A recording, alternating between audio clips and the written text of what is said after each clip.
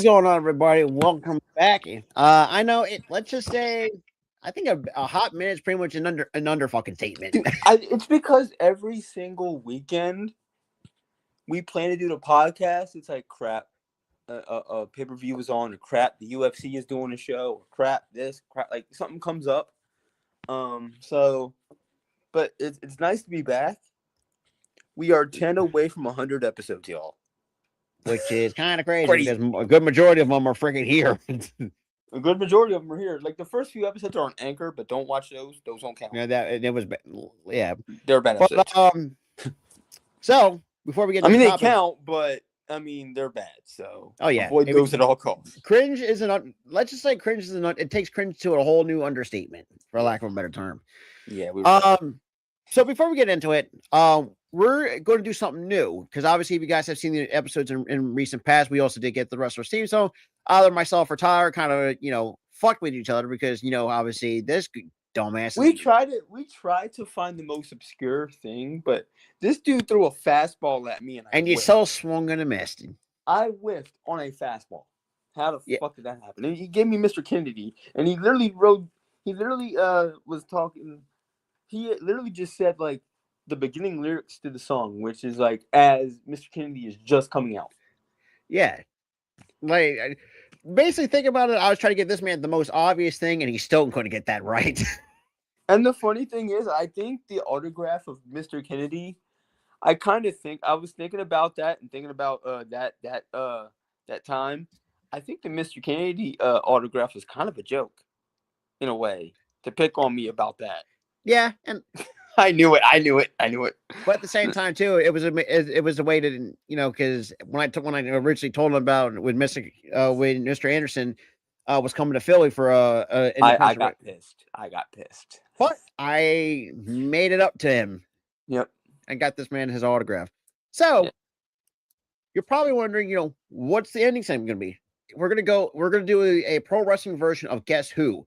We'll go by like the title accomplishments and stuff like that. It could be from the present, the past, or sometimes the most goddamn obscure. Yeah. It could be a guy who won the hardcore title one time. It could be a guy who won the 24/7 title. Yeah, that too. If the guy has won the title 50 something times, we already know who that is. Yeah, and that's our truth. And yes, I was the same guy who fucking counted that shit. I look at Rob and I go, "You counted that shit?" Apparently, I did. I don't know why, but I thought it was for shits and giggles. I'm like, I lost count after 10. I didn't. But that being said, before we get into it, if you guys are new, what up, going on, guys? Make sure to hit that like button, hit the subscribe button, ring that notification bell because you guys do not want to miss anything that we drop on a weekly basis, and shit like that. That being said, all the friggin' formalities out of the way, we're gonna kick it right off with, I would say, the biggest elephant in the goddamn room. Oh, we're pissed. I'm not exaggerating. We are pissed. If you have seen season 2 of WWE Unreal, you know where this is headed. You old-headed fuck. It was Freebird Michael P. Hayes. You old-headed fuck. And Chelsea Green can't make the main event scene in the women's division. Now, for anybody who are not familiar who Michael P. Hayes is, now granted, he's an all-time great in terms of when you look at it from a tag team wrestling standpoint. Cool, we and stuff like that with the Fabulous Freebirds. He says, and I actually do have this quote pulled up on my phone. There was this like quote unquote argument that that Chelsea's only built to help get others over. He says, and I quote, "Chelsea is so entertaining, but she's not built for, nor should she be in the Charlotte Flair role or Tiffany Stratton, because Chelsea's job is to help make those people." So you're telling me, because look, Tiffany, we already know she's. When you look at Tiffany from where she is now, she's built for the main event, and I get it. Same with Charlotte too, but we know how that went.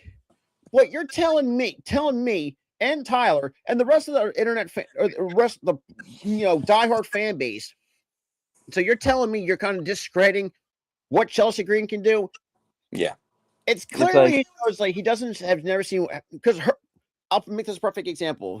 If anyone who's watched Lucha Underground heard in that match against Penta, that was a fucking banger, and you couldn't tell me like she couldn't because you know is a main event star, and you these tell are the same fucking people that think of Penta as a legitimate star for Monday Night Raw. 100%. Yeah, you have a person who went toe to toe with him in a match. Yeah, Dude, it was what 2015 at the time, sure. Yeah, and that was like the ending days of Lucha Underground. No, the ending days were around a few years after that. 2015 was like around when they were just starting. 100%. So, you mean to tell me somebody as in Chelsea Green can't have a good fucking match against top talent? Can't be in the main event scene and fight against top talent? Yet she had that banger against Penta. Here's another one. Does anyone forget her when she was in Impact Wrestling as Laurel Van Ness? Remember, people apparently, according to Michael P. Hayes, he kind of didn't fucking see how well that turned, how well she was in that scene to begin with. And it gets you got to think, Michael Hayes. You got to think here. A lot of the women you named, they barely have a character. Charlotte Flair, she's basically her father, but in female form. Like, yeah. Who else? Tiffany Stratton, yeah, she has somewhat of a character, you know. It's not what it was when she was in NXT. I think back then it was, you know, Daddy's Princess and it worked. It got over, and it won a lot of the fans over. But now she's like this Barbie princess babyface, which cool. I guess I don't mind it. I don't mind it either, but cool, I guess. And then you have, you know, who else? You have Becky Lynch, who's known to make really good stars. I mean, hold on, let me finish. I'm not talking about that. You have Becky Lynch. Yeah, she can make stars, but she really doesn't even have a character. She's just herself. Exactly. But more evil, in a sense. Even though it's more, we call it the crash out version, which is fucking hilarious. She crashes out every week. and you can't tell me the whole thing was, you know, I'm the best. Sports Illustrated says it, and everything else. You cannot tell me she ain't dogging Trump. 100%. Oh, this is fucking rigged. I was saying this is corruption. This is rigged. This match is rigged. Yeah, I'm not coming to Monday Night Raw because they rigged the fucking match. But oh my god. But in all seriousness too, it's like. But you have who else is in the main event scene now? There's just a lot of names. You have Rhea Ripley. She doesn't have a character. She's herself. Yeah. Like, but you don't. But you fail to realize, Michael Hayes, is that because Chelsea Green has a character, and albeit she's a comedy character, she can't be in the main event scene. Yeah, and then you had a guy, in the main event scene back in 2011 who had an imaginary friend named Jimmy. And that got over. And guess what he had? He had a WWE Championship match, and he had a banger with Cena. Exactly. He had around this time. He had an imaginary friend named Jimmy. And think about the merch that they fucking made because of that. They had so much. They dude, like merch. See, there's nothing wrong of being a comedy character. We understand that, but the fact you're saying that it's not sustainable to be in the main event scene, dude. I say, oh yeah, that's like, boy, those times in the fucking 80s and like the 70s and the 80s are clouding your damn brain. It's that mindset of the 70s, 80s, and 90s. That comedy characters, they don't belong near the main event. They can be good mid-carders or they're a lower card jobber. That whole mindset of that being the case, guess what? It ain't 1985 anymore. No, it ain't not. It's 2026. It's not 1995 anymore. This is 2020 goddamn 6. Yeah, we don't talk about that because good God. However, like we're not the dumbass. Like you think what you guys think insult our intelligence. Now I will say because let me finish. But what you say, Michael Hayes, it insults our intelligence because it's like we love Chelsea Green. We want her to succeed. We want her to climb the ranks and be that main eventer. And the thing is too, like, and what does WWE? Because, like I say, if you can get over on your, organically, which Chelsea has done, you a lot 9 times out of 10, you get rewarded for that, and actually have. But here's the thing, though, in WWE, I feel like they have that same fucking mindset as Vince did back in the day. Yes, he did. Where, if you get over by yourself, you're gonna get burned because I didn't put you over. You did that yourself, which I think is a dumbass mindset to have. Since we're on the subject of Chelsea Green, here's another perfect example who kind of defied of getting on their own. Matt Cardona. Did anybody forget? I think it was the Zack Ryder thing. When he had that Long Island Ice Z YouTube channel, he got over on YouTube. Oh yeah, and that pissed Vince off. Oh, that's like good. Like good. That man deserves his flowers, and you're forced to give it to him. But guess what? After he gave him that, all right, goddamn fans, shut up, U.S. title reign. You had him get cheated on by his girl with Cena, who didn't want to hurt Zack Ryder.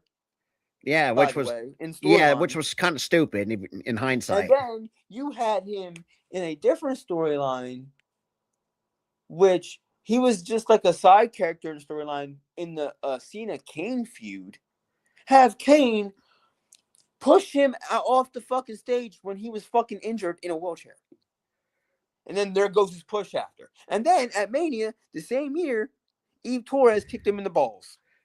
That too, and you let him win the IC title. Did not hold that bitch for about a day until you fucking dropped it. What happened was that pissed me off too back in 2016 when he won the the IC title for one day, because originally he wasn't even supposed to be in the match. Somebody got hurt. The real person that they wanted to push got hurt, and they didn't want to give anybody else the title, so they gave Zack Ryder the title. Hey, look, I was fucking happy when he won the damn thing. And then the next day, bullshit ensues when they had Maurice distract him, and Miz gets pinned on Raw. Yeah, and now correct me if I'm wrong. I think that was the last year of Zack Ryder before he left the company to become working. No, this was 2016. He stayed until 2020. See, if I was Zack at that time, I would have just asked my release with that at that point in time. I said, what's the and also too, here's another one that's and not saying the same Zack Ryder situation, but in terms of had that longevity, but never really went anywhere. Dolph Ziggler. For the love of all that is holy. The thing with Dolph Ziggler, I disagree that he didn't go anywhere. Well, I say in the early days is what I meant to say. The early days he was fine. The early days he was fine because they gave him that World Heavyweight Championship push.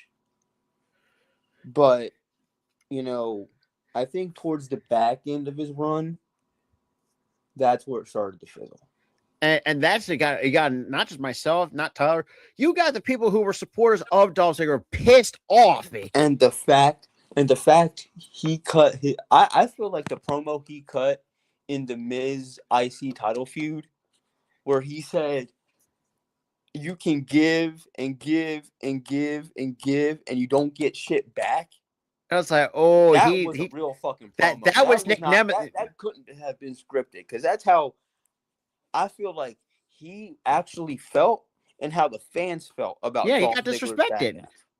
Like, he was like, dude, he basically said in the promo, I gave these fans everything. And I gave what do I get? And I gave the company everything. And what do I get? I get nothing.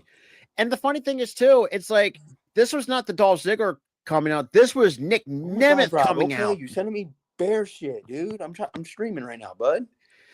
But yeah, this is the legit Nick Nemeth coming out and grieving his frustrations. I am 100%. Like, I say, there's. But he was like, you can give and you can give and you can give and you get nothing back. That's Yeah, how a lot of the fans felt and how he felt.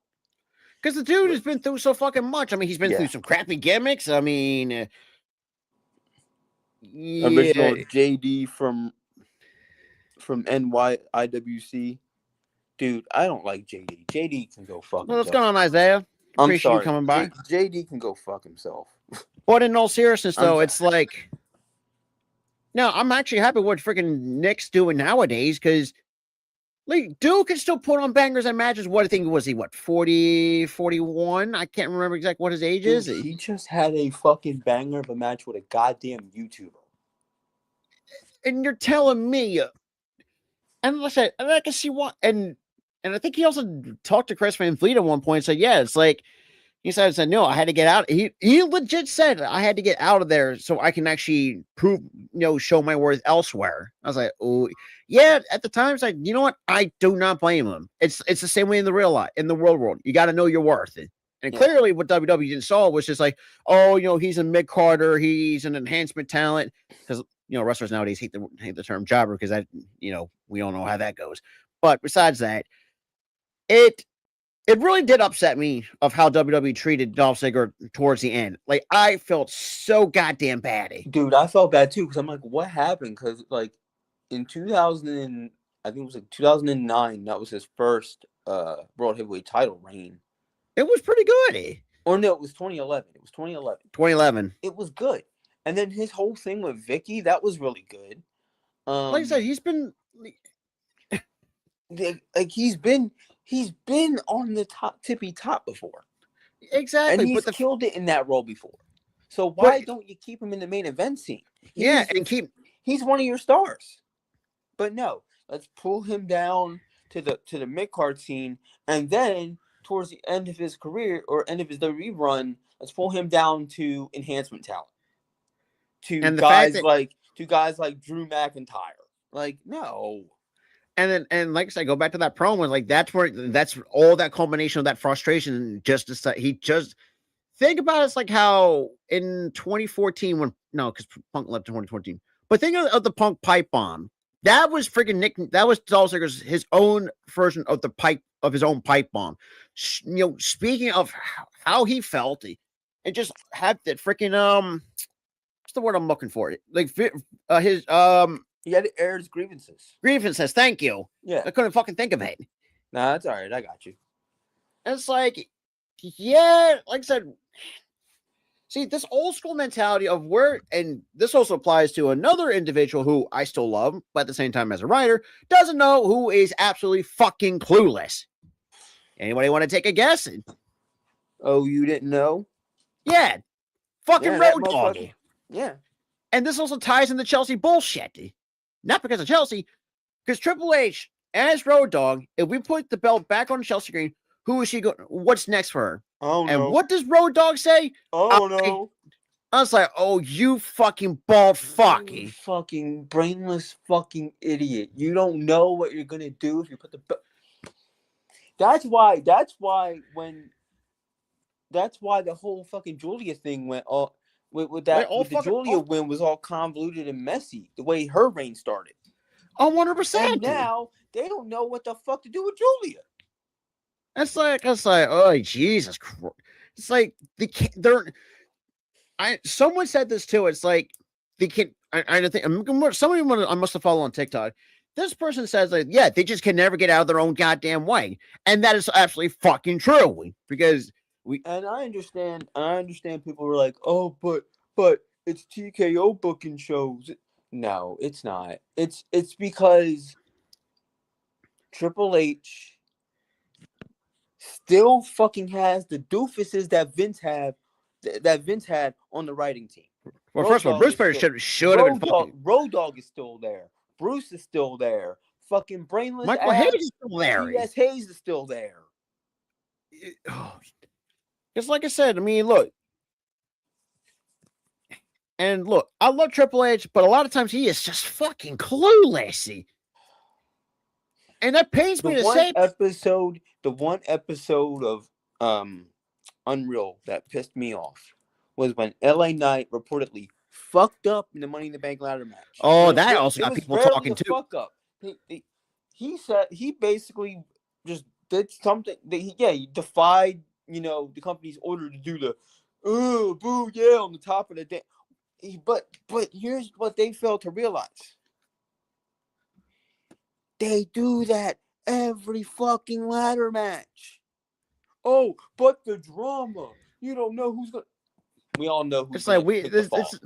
and the fact that it's like it's going to get to the point where I'm going to call it now. I say give it multiple months to the point where it's like if shit doesn't change, do not be surprised that freaking LA Knight drops his own pipe bomb and air his grievances like Punky, like Dolph Ziggler. And the fact that Triple H was in his face yelling at him, and LA Knight just had to sit there and take it. That pissed me off. And it also because the first one the finish is supposed to be like, motherfucker, it's like that's the beauty of pro wrestling. Like shit can go like, look, things how about you don't micromanage a fucking match, you just write the damn finish. Exactly. And let the wrestlers do the damn work. A lot of other companies do that. They don't micromanage what spot. And look how well that's turning out for some of these other companies. Like, stop trying to micromanage a fucking match and write some good fucking shows, Triple H. Because if not, it's like it's going to get to the point where it's like, there's, I don't know. I mean, like, I think it's been hard. Like I said, would me and Tara be hypocrites to continue to watch WWE? Absolutely, because we love pro wrestling as a goddamn whole. I'm not watching WWE for, the higher ups. I'm not watching it for them. Fuck them. It's for them. Like after that, they wanted to, I'm gonna get a little bit political here. After they wanted to dick ride the president, after they wanted to fucking, I already hated the higher ups for that. 100%. But the fact that you're trying to micromanage a match and yell at somebody because they didn't do it your way. Because here's the thing, and WWE is. And look, this is probably not the only. This is probably like not the only instances. I'm gonna give you an analogy. It's like you're working a job, right? And the job entails you to, put stuff away or some shit, or not put stuff away, but like, write something down. Like 1%. Like a doctor trying to write down, the case of like, oh, this person had this, done, or like a summary of like their doctor visits. Oh, you didn't. Oh, Molly girl. Sorry, my dog is yelping. But it's like, oh, you didn't write it. You didn't write it this way. This is how I would write it. I don't give a fuck. I wrote the summary down of what happened with the patient, what I had to give them to make them better. Oh, you didn't write it the way I would write it. That's how Triple H is doing. It's micromanaging bullshit. Oh, you had of course. You had the only thing that the writers need to worry about is the time of the match. Make sure the match doesn't go over the time. Which, if it's over, and this is another thing I don't like. I feel like a match can go over a minute or two, To have Bruce fucking Pritchard yell at Abyss for going over a minute. On a streaming service, might I add. On a streaming service that they can afford to go over. Hell, they could go over 5 extra minutes. You're on a streaming service. You're not on TV. Like, if it was a TV show, sure. Yeah, like, what are you doing? You went over a minute. Like, we have commercial breaks. We have a set time because we have to get off the air by this time. On Netflix, it was on Netflix. It was a Raw. Yeah, it was the debut Raw on Netflix. It's on fucking Netflix, Bruce. You could go over a minute. And thing is, too, when it comes to anything like, like the new move and whatnot, like, you would definitely want to go big or go home on the very first, like, say, first episode of Raw on Netflix. If I was writing the show for Monday Night Raw, that beginning episode. If it's telling me, oh, we have to go big for Netflix, right? I would be booking long ass banger matches the entire time. Exactly. 100%. Now, I understand you got to fill in for segments and stuff like that. I understand you don't want to But you match. could still do that. You can still do that. Yeah, I'm not going to sit there and be like, oh, we're going to push this till midnight. Hell no. But you could have pushed it to 11:30. It would have been fine. But I mean, the fact that you wanted to yell at Abyss for going overtime on a fucking Netflix show. it makes little to no sense. And that was season 1 of Unreal. That already pissed me off. But then the season 2 shit with Chelsea, that pissed me off. LA Knight's another one that got. Yeah, that I feel like watching Unreal makes me hate the writing team and the higher ups way fucking more. Now, going back to Chelsea Green, this is basically because she appeared on the Reality Check on Sirius XM. Please, if you have not watched that interview, please, we recommend you do so because she will tell you from her first of how she felt. And then, because according to the sports story, because I do still have this too, she responded to her a minute. It upset her, which rightfully fucking so. I mean, hello. If you think it upset us, how the hell do you think Chelsea felt? She probably felt heartbroken and betrayed. She felt this. I would say disgust is probably the better term. Yes, just like how we felt now, watching. Now this is in terms of Green's response, she goes on to say, "quote He basically Unreal, obviously Unreal said that Chelsea makes the most out of her time, so we don't need to give her 30 minutes. We give her 30 seconds." And she does the same work, which is great because it's not meant to be here for 30 minutes. She's not meant to be the top girl. She's meant to elevate those girls. And by the way, this is also because this is coming from Hayes. To elevate those girls in that top spot to be a main eventer. It's crazy. And to her response, she goes to say, "quote It's crazy because I'm a self-aware human being because I know my place on the totem pole and this fake hierarchy of that is wrestling." Oh God! They're fake. They're fake. Yeah, that's all not fake. They signed these people, and this is how fake they are, right? They signed these. This is like having a shitty boss at your job, right? And you get hired, and they're promising a promotion if you do well, and they just don't give it to you. Well, 100%. This is how the WWE is, right? They promise a lot of things. Hey, we're as soon as they sign them, oh, we're thinking highly of you. We're gonna make you a world champion eventually, and then it never happens. Think about it. It's like those crappy infomercials. Like they try to sell you snake oil, for lack of a better term. Mm-hmm. Oh, it's it's best because it's 1998. No, it ain't. But so and the thing is too, she goes on to add to that. But to actually hear it, and she goes to say, "quote But to actually hear it, to hear there was a ceiling put on me, it's different. You can't help me but pissed off and a little upset and just aggravated at the fact that you thought that there wasn't maybe a chance that there wasn't that ceiling. Maybe it was all in your head. Then it was confirmed. It wasn't confirmed to me. It was confirmed on national television." End quote. The fact that you didn't tell this woman that we don't think as highly of you, like that's we want you to be that solid mid-carder. I feel like if they told her, she would probably want to ask for her release, and they don't want to I understand why they didn't tell her initially because they don't want to see her getting released. But I feel like not telling her is worse, and her to find out on a Netflix show. Absolutely. That they don't think highly of you. To find out on a Netflix show. And to be honest, and I watched that episode, my heart shattered for Chelsea. Dude, because mine too. I'm like, what if she's watching this right now and she's just now hearing this shit? Well, and the fact she said herself, she's a self-aware human being, and she called out how fake the I mean, she is not goddamn wrong. The fact she had the guts to say that the hierarchy in the company is fucking fake. Like They no, are. and then and Tyra could put this in, and we could put this in another real example. It applies also to the real world. No matter how hard you work, all your hard work may not be for nothing because like I was like, nothing. You get like pushed, blown over. Anyway, this is the same case with Chelsea Green. Like they're like this is the problem. Look, of what WWE micromanaging is problem number one.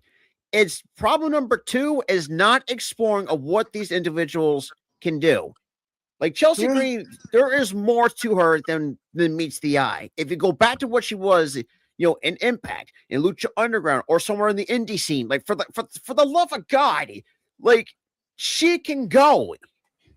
dude, and let me tell you something. I understand as well. You can't push everybody, but it should be if you're not getting over with the crowd, or if you cannot fucking wrestle, worth You the get damn. demoted to The crowd sees it, and you can't wrestle worth the damn, and they turn on you. Stop pushing these people. Exactly. It's put them back in the PC and Why have the not? I wouldn't say put them back in the PC. Just put them on the show, but lower them out of the mid card or the main event scene. Lower them a bit. Lower them. Now I understand. People are gonna be like, but Jey Uso was a world champion. He can't wrestle.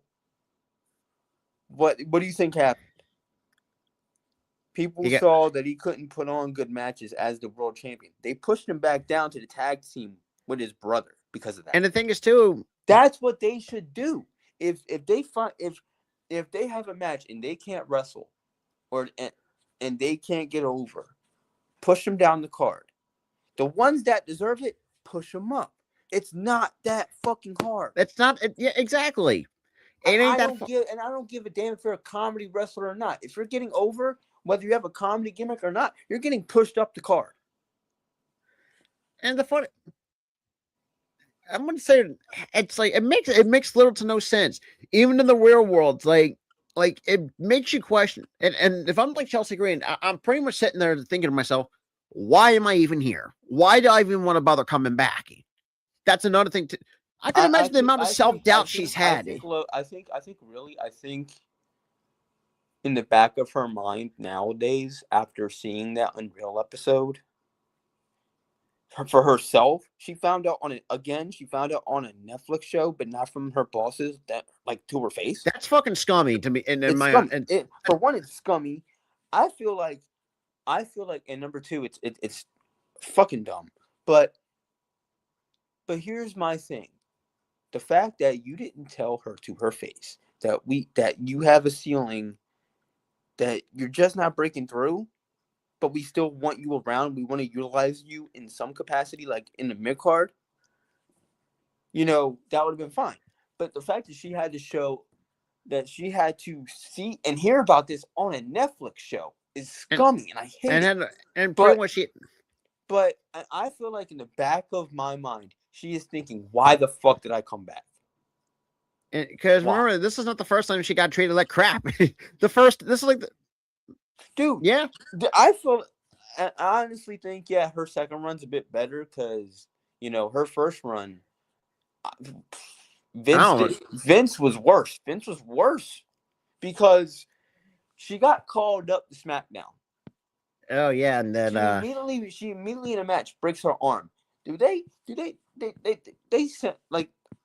they send her home and go, okay, we'll see you back when you heal? No. While she's healing from a fucking broken arm that that happened in her first fucking match on the main roster, she gets fired for no damn reason. And the fact she also confirmed that because like she didn't even have to confirm there's a ceiling. You can see in the matches that she's had, there is a ceiling that's over her head. Like there's like this is why I think a lot of times when it comes to like the top free agents looking for explore as well. Why do you think they try to avoid WWE as much as possible? Because they know they're going to get micromanaged. They're going to get treated like crap. Depending on who you think. Why do you think when Kenny Omega had the talks with WWE back in 2017? It was 2017. Yeah. Why do you think that motherfucker said, no, I'm going back to Japan? Because of this bullshit right here.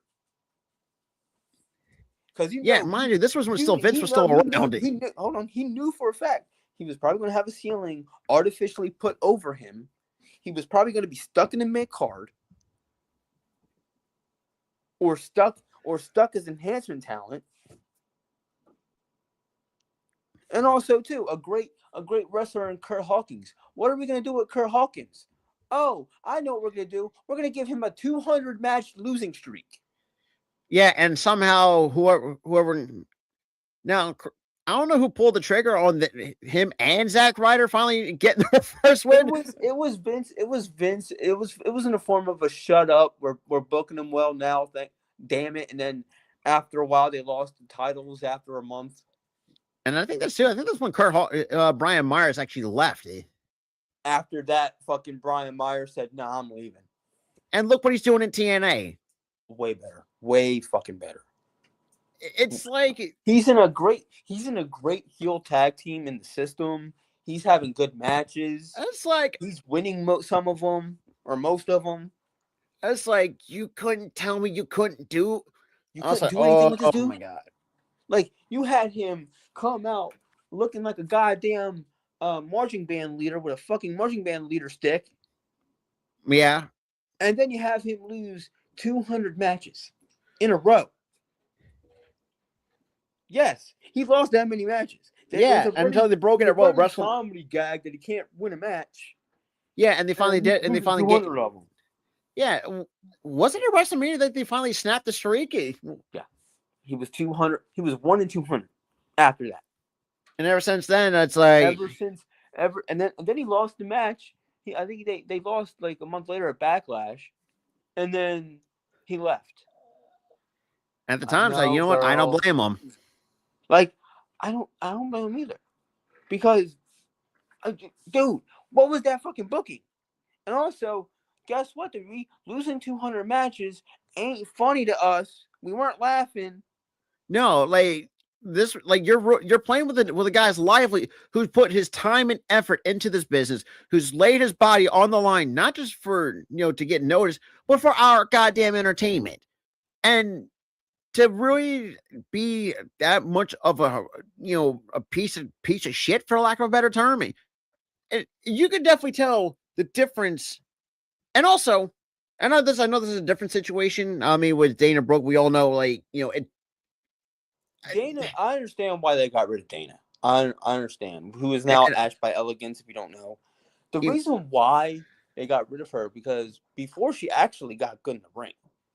Even though I will say she got better. But and also I do kind of feel bad for. Hold on, let me finish.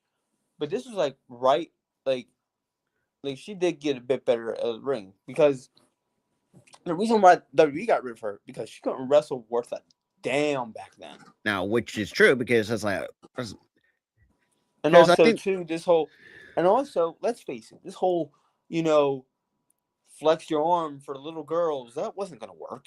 No, and the fact that she was fucking Charlotte Stooge for the good majority of her time there, I was like, ain't this some shit?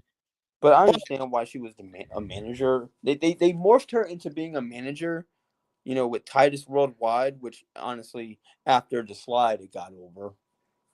With the whoop under the ring. Even though it got over after that, but come to find out, like even Titus himself, there was a report that said Titus barely, because you know how the rings are constructed. Like when he fell, like he was like inches away from dude. It was like a middle beam in the middle. Yeah, if like he got his head. If he would have hit his head at the speed that he was sliding on, that's concussion. He would have died. No, he would have died. He would be dead. Now, do I feel like a complete asshole of? And also, too, things to go back to a complete asshole about not slide, because he immediately got up.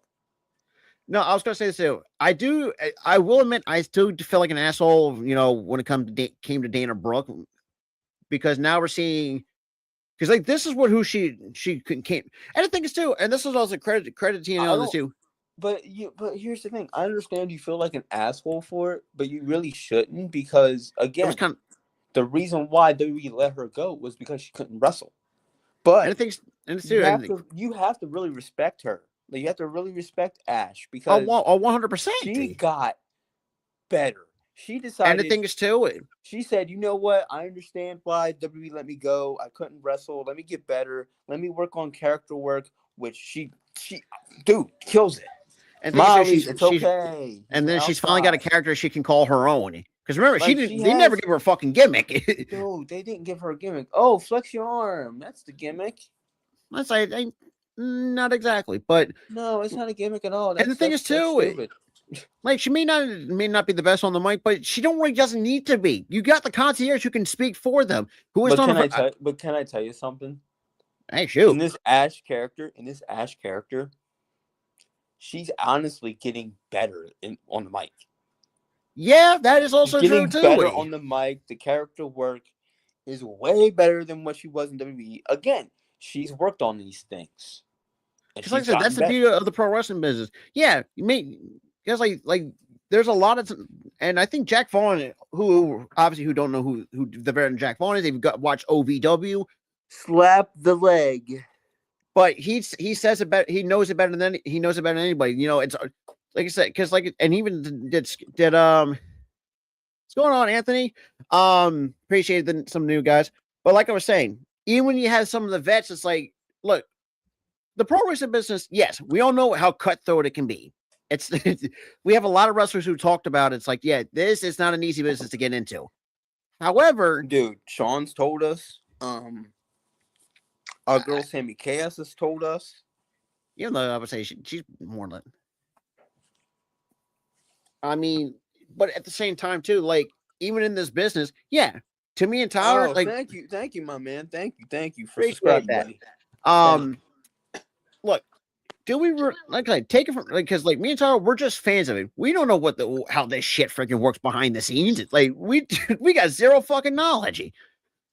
But we have more knowledge now because of Unreal. Even though I will say there's some of the old school traditionalists, you know, even in WWE, they did not like it, which we'll get to later in the show. But we've seen wrestlers talk about saying, you know, like there's no, like I said, in this business, your job is to improve your skills. And even if you watch Jack Vaughn's skits, like he kind of shows, you know, you can put, you know, how do I explain this? Kind of push through your limits. Is basically the best way to put it. And you know, this is a perfect example of Dana Brooke. You know, for a woman who couldn't wrestle, couldn't speak, and she goes to, you know, to some places like TNA, or I could imagine that she kind of worked on the indie scene a little bit and kind of picking up things. It's like, okay, you know, I gotta, you know, hone my wrestling ability, and then over time, you know, same with the mic. And we're kind of seeing that so far on TNA television. Even back, that's like, I couldn't be happy for fucking Dana Brooke, to be honest. Honestly, her Ash, you know, she's done a hell of a job with the whole character work and the whole in-ring. Even though she kind of did I couldn't be even happier for this. Even though it is crazy, she almost gave us a me fucking health scare. Dude, the way she was like, no, the way she worded it, she was like, I may or may not have to retire. I was like, oh fucking no! Like, she has to fucking retire because of a freak injury. I'm gonna be so mad. And then she came back in a 6-woman tag match. I say, ain't done yet. Let's say, unless they might have called her early, or the fact she just got lucky by the grace of God. Oh no, she got lucky. She got lucky because it was a bad injury. She said, I think it was like a neck injury or some shit. Oh, yep, that's a career killer. And it usually is a career killer. She got lucky. Speaking to our old buddy, what up, Steven? What up, Steve?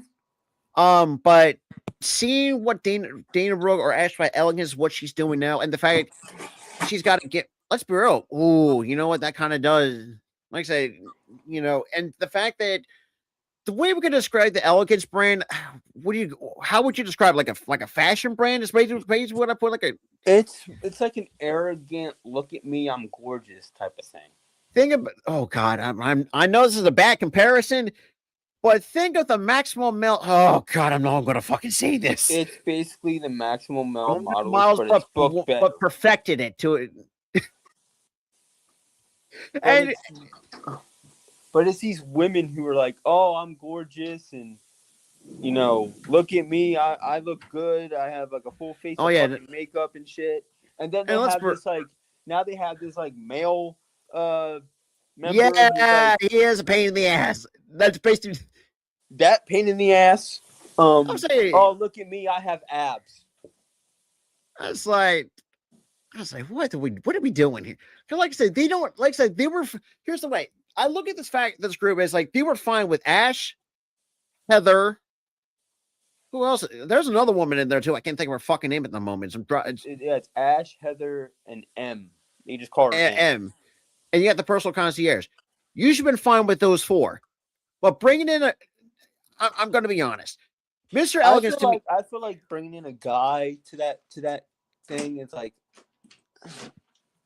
It makes no sense. I don't hate it in a way because Mr. Elegance is a royal pain in the ass, so it's a good heel gimmick. So you know what? We have to give it a chance and see how this plays out. To me, it works because he is a pain in the ass. That is true. Compared to the last episode, dude got glittered by the personal concierge. That was funny as shit. But the thing is though, the whole "look at me, I have abs" thing, I feel like that's been over fucking done in wrestling. Yeah, that's we true. never really got like a female version of "look at me, I look good" in a gimmick. See, that would have been fun. That would have been so much better than Mr. Elegant. Yeah, my dad just said they just do. They don't need a gimmick. They just look good. That's their gimmick. They don't need a gimmick. They just look good. They just walk out. And look, he would date look at me. I look great. You know. They already know. We already know they look great. Like, oh my god, we know. They should have a look at yeah, it's like. I mean, I kind of. of. They started doing that too. They did when they did the AMC thing. They had AMC written on their ass. They had. They shook their ass to the camera. Forgot about that. We were live for that side. Didn't I? I don't have a problem with that. I was like, oh, they did a close up, and me and Rob were like, oh shit. I was like, damn me. I mean, I will say, out of all the factions I've watched over the years, the Elegance brand to me is right now. I'm really enjoying of what TNA has been doing with them. To be quite honestly. Yeah. But moving on. I have a question for TNA. Shoot. Where the hell has Heath Slater been? Where the hell is Heath Slater? I forgot. Oh Jesus! I forgot about him. Who you guys picking tomorrow for the Super Bowl? We'll talk about that in a different thing. Probably tomorrow. We'll probably if you want, we could do a pre-show. Well, I'll probably be out. No, you'll probably be out, but we'll talk about that. But a different thing. That I can, to be honest, I completely forgot about Heath Slater. Unless unless Heath Slater was like a one time, like a temporary thing, and just like he's probably like a short term deal. Yeah, it was like a short term thing. It's like he's just kind of. Yeah, thank you. Yeah, I had to figure that Slater's been doing the indie scene. Yeah, it was definitely. They did say it was a short term thing, so yeah, 100%. Yeah. But because I was like, wait a minute, he was on the first episode of TNA Impact like months ago. Where the hell has he been? And then the report said, it was like a because again, we weren't watching TNA, predominantly because they didn't have a good TV deal yet. Yeah, thank God they do now. Like a few weeks ago with AMC. But like I said, nothing but the best for Heath. I was like, I got kids, man. I got kids, and it's and funny. The funny he's only got 3 kids. But in WWE, they said, "Oh, we're gonna give you 6." Or the fact that's the same one who took a freaking platinum album across the head from Cyndi Lauper. That was fucking hilarious. Dude, he got wrecked by an 80s pop star. He got wrecked by a few 90s wrestlers. He got his ass kicked by Lita, which then again, because let's bro, when it comes to Lita, nothing is surprising to her. Because I mean, if you really do think about it, her, Trish, and Chyna are when it comes to the top 3 women who are the trailblazers of women's wrestling, it's those 3 because of what because let's be real, Tara, you said it best too. I think on social media, women's wrestling has been improving. Dude, I shared a picture on Facebook. It was the pillow fight from WrestleMania 19. Yeah, right. And I'm like, I'm like, dude, I'm like, yo, fucking women's wrestling has gotten better. Oh, 100%. Now, has there been some bumps in the road? Oh yeah, it has not been perfect when it comes to the women's wrestling, but it was a process. However, Yeah. I would say in their mid 2010s, that's when you realize that I think when hashtag gives Divas a chance. I still remember that day when that hashtag on Twitter was trending. Hashtag give Divas a chance. If it weren't for Yeah. Stephanie and Fit Finley, and look where women's wrestling is at now. We're seeing a lot of and also a lot of gorgeous women too. Yes, and that's a whole besides the point. Yeah. But like I said, I'm very happy in this with the state of women's wrestling because go back because Also, speaking of women's wrestling, WWE has reportedly signed another woman. who? She was on the UK indie scene. Oh, are you talking about Rain Levescusa or whatever that her name is? Yeah, I've the seen a woman lot of fucking posts. that's trying to she basically is like an 80s hair band leader or some shit. Yeah, she was I'm not familiar with her, but I've seen her all around my fucking For You page on TikTok and crap. Dude, her promos, Her promo ability is really good. Oozes in charisma. Now it also depends too. Like it also now the biggest test her wrestling ability because it's hard to watch. I've only seen her promos. I've never seen her wrestle. So yeah, that's the biggest test right now. Yeah, and stuff like that. However, but besides that, now moving on to the event of WrestleMania. Yes, we're on the road to WrestleMania, as we all know. When it comes to WrestleMania 42, there's been reports that saying that the ticket sales have been lagging worse than last year's. I wonder why. TKO wants to price gouge the fans. And not for just the fact you bring it back to Vegas because first of all, TKO, you gotta learn how you spend your money better, for crying out loud. That's one thing. Oh, we're gonna do what the UFC does and predominantly do shows in Vegas. Like, no. WWE is different. You got to tour. You got to do tours with this show. For the love of God, like, at least give give the UK one for Christ. But you had it. You had New Orleans for like a month. And you backed out of that and give them money in the bank. Because, New Orleans won't give you fucking money. It's one of the most touristy freaking cities. And you know what's so bad too? My girl, shout out my girl me, she was planning to go to WrestleMania in New Orleans. And all of a sudden, now it's like I'm telling you, TKO is gonna kill it because. And the thing is too, Steve, this is what a lot of fans are. That's a lot of what people are thinking. Like they're not really looking forward to how because the card's been weak. The card for the show and the build to it's fucking hot garbage. Oh, terrible. It's like and this goes back to what we were saying. They're still stuck in their own goddamn way. And the worst part is, I think what would make it better. I know people love the Elimination Chamber pay-per-views. I understand that they do. But if they would just cut that pay-per-view or move it to after Mania. I understand. Oh, you got to do like a Royal Rumble-esque match where you have to decide who's going to be the second number one contender for a title. You could still do that after fucking Mania, for Christ's sakes. But then again, that kind of does hurt a little bit too. But then again, how are you going to book that title scene? That is a very good point too. You can do a number one contenders match on a Raw or SmackDown. Exactly. Or here's another thing too you could do. Put the Money in the Bank concept back on WrestleMania. Get rid of that damn pay-per-view altogether. They should have that match at Mania. I think they need to get rid of this stupid ass Andre the Giant battle royal. It does not. There's no incentive for it. For one, it got moved off of Mania and put on a SmackDown because people did not like that match. And two, and here's another thing too. There's no incentive to win the damn thing. If you you won the thing. Oh, you just get an accolade for winning it. You don't get a push. or you don't get like I would say that is true. I know AEW did have a little bit of the same problems when it comes to. No, I would say the only difference is the AEW pay-per-views kind of really do speak. It speaks differently than how they build it through their shows.